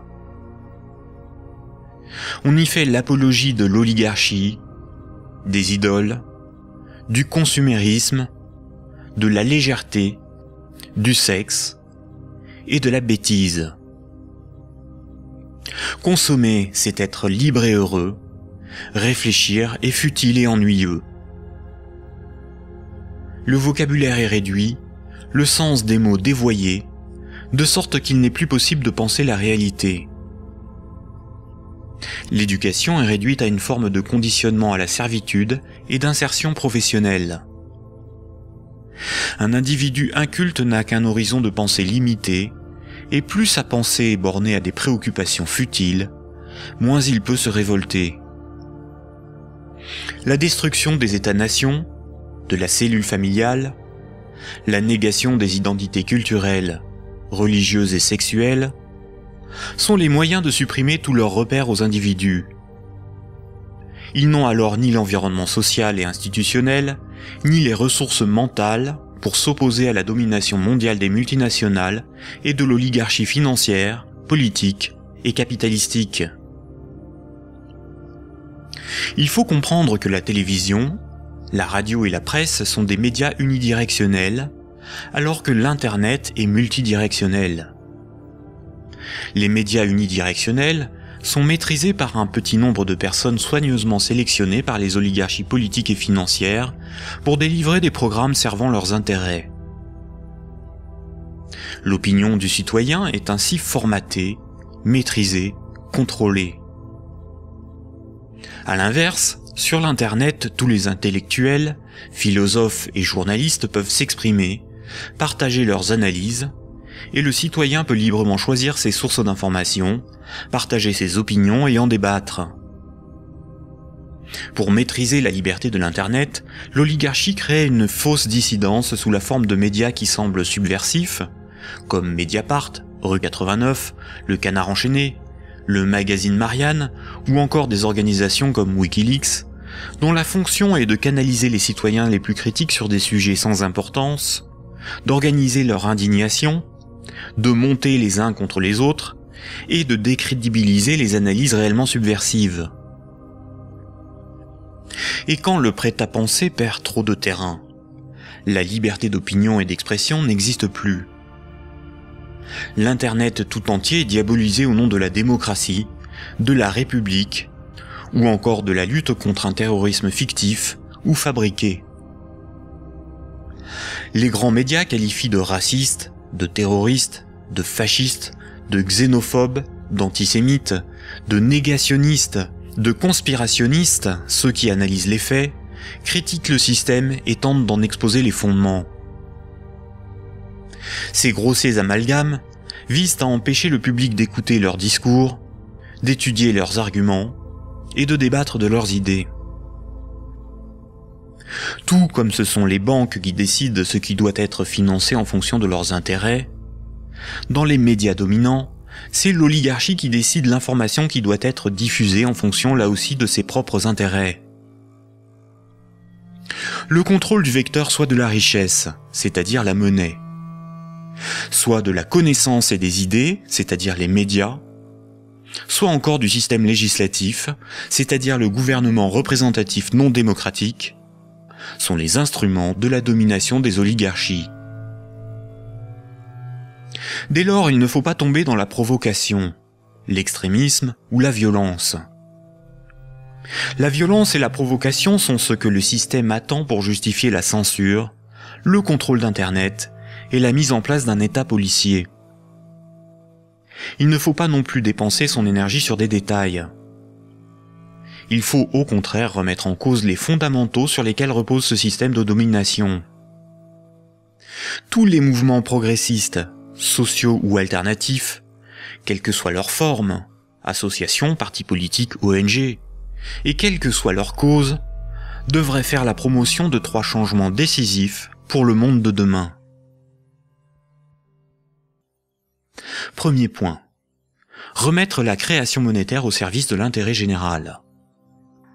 Tant que ce sont les banques qui décident ce qui mérite d'être ou de ne pas être financé en fonction de leurs propres intérêts, le pouvoir politique et le libéralisme ne sont qu'illusions. Les banques ne sont pas là pour faire du social ou de l'investissement. Elles sont là pour faire des profits en prenant le moins de risques possible. Deuxième point. La création monétaire par le crédit à intérêt et la destruction monétaire lors du remboursement des crédits forment un système pyramidal obligeant l'humanité à détruire la planète pour le seul profit de la finance. Nous devons mettre en place un système monétaire permettant d'adapter notre niveau de vie aux ressources de la planète et garantir ainsi un environnement viable aux générations futures. Troisième point, instaurer un système politique réellement démocratique. Seule une véritable démocratie permettra de garantir que les 2 premiers points sont durablement défendus. Contrairement à ce que les élites veulent nous faire croire, des peuples éclairés sont tout à fait à même d'établir une politique qui défend leurs propres intérêts et les intérêts des générations futures. Ces 3 points sont intimement liés. Sans une monnaie réellement publique, le lobby bancaire aura toujours la capacité de faire plier les gouvernements et changer les institutions. Un régime réellement démocratique, où c'est le peuple qui vote lui-même les lois, permet à la nation de s'opposer à toute privatisation de la monnaie et est la garante du maintien de la finance au service de l'intérêt général. Une création monétaire publique et l'instauration d'une véritable démocratie sont indissociables, car l'un est le garant de l'autre. Voici quelques mouvements citoyens dont les propositions permettraient des évolutions majeures de la société. La monnaie permanente, le 100% monnaie ou smart. La monnaie permanente s'oppose à la monnaie d'endettement. Elle remplace la création monétaire privée. Elle permettrait la mise en place d'une politique réellement écologique et sociale. Accompagnée d'une véritable démocratie, elle rend leur souveraineté monétaire aux nations. Les systèmes d'échange locaux. Les CEL sont similaires au système de comptabilité des dettes sans monnaie de l'Antiquité. Ils sont totalement indépendants de l'euro, contrairement aux monnaies locales ou complémentaires. Si une monnaie locale ou complémentaire est créée en échange d'euros donnés à l'organisation qui les gère, elle ne provoque qu'un protectionnisme marchand à petite échelle. Le revenu de base est le dividende universel. Tout en bouleversant les rapports sociaux, il impose de repenser la notion de travail, de justice, et induit une refonte du système monétaire pour être appliqué à grande échelle. Le tirage au sort. Un parlement non élu, mais tiré au sort dans la population est un système par nature démocratique, incorruptible et parfaitement représentatif. Il s'inspire de la démocratie athénienne et des jurys populaires, évite les dérivés électoralistes et institue l'impuissance des lobbies. La démocratie directe. Il s'agit de faire voter les lois par référendum. La Suisse, par exemple, par ses votations et son référendum d'initiative populaire contraignant, est très proche d'une démocratie directe. À nous de sensibiliser nos proches, nos concitoyens, nos décideurs, nos élites, sur les fondements du monde d'aujourd'hui, et de faire la promotion de ces alternatives économiques, financières et politiques essentielles au monde de demain.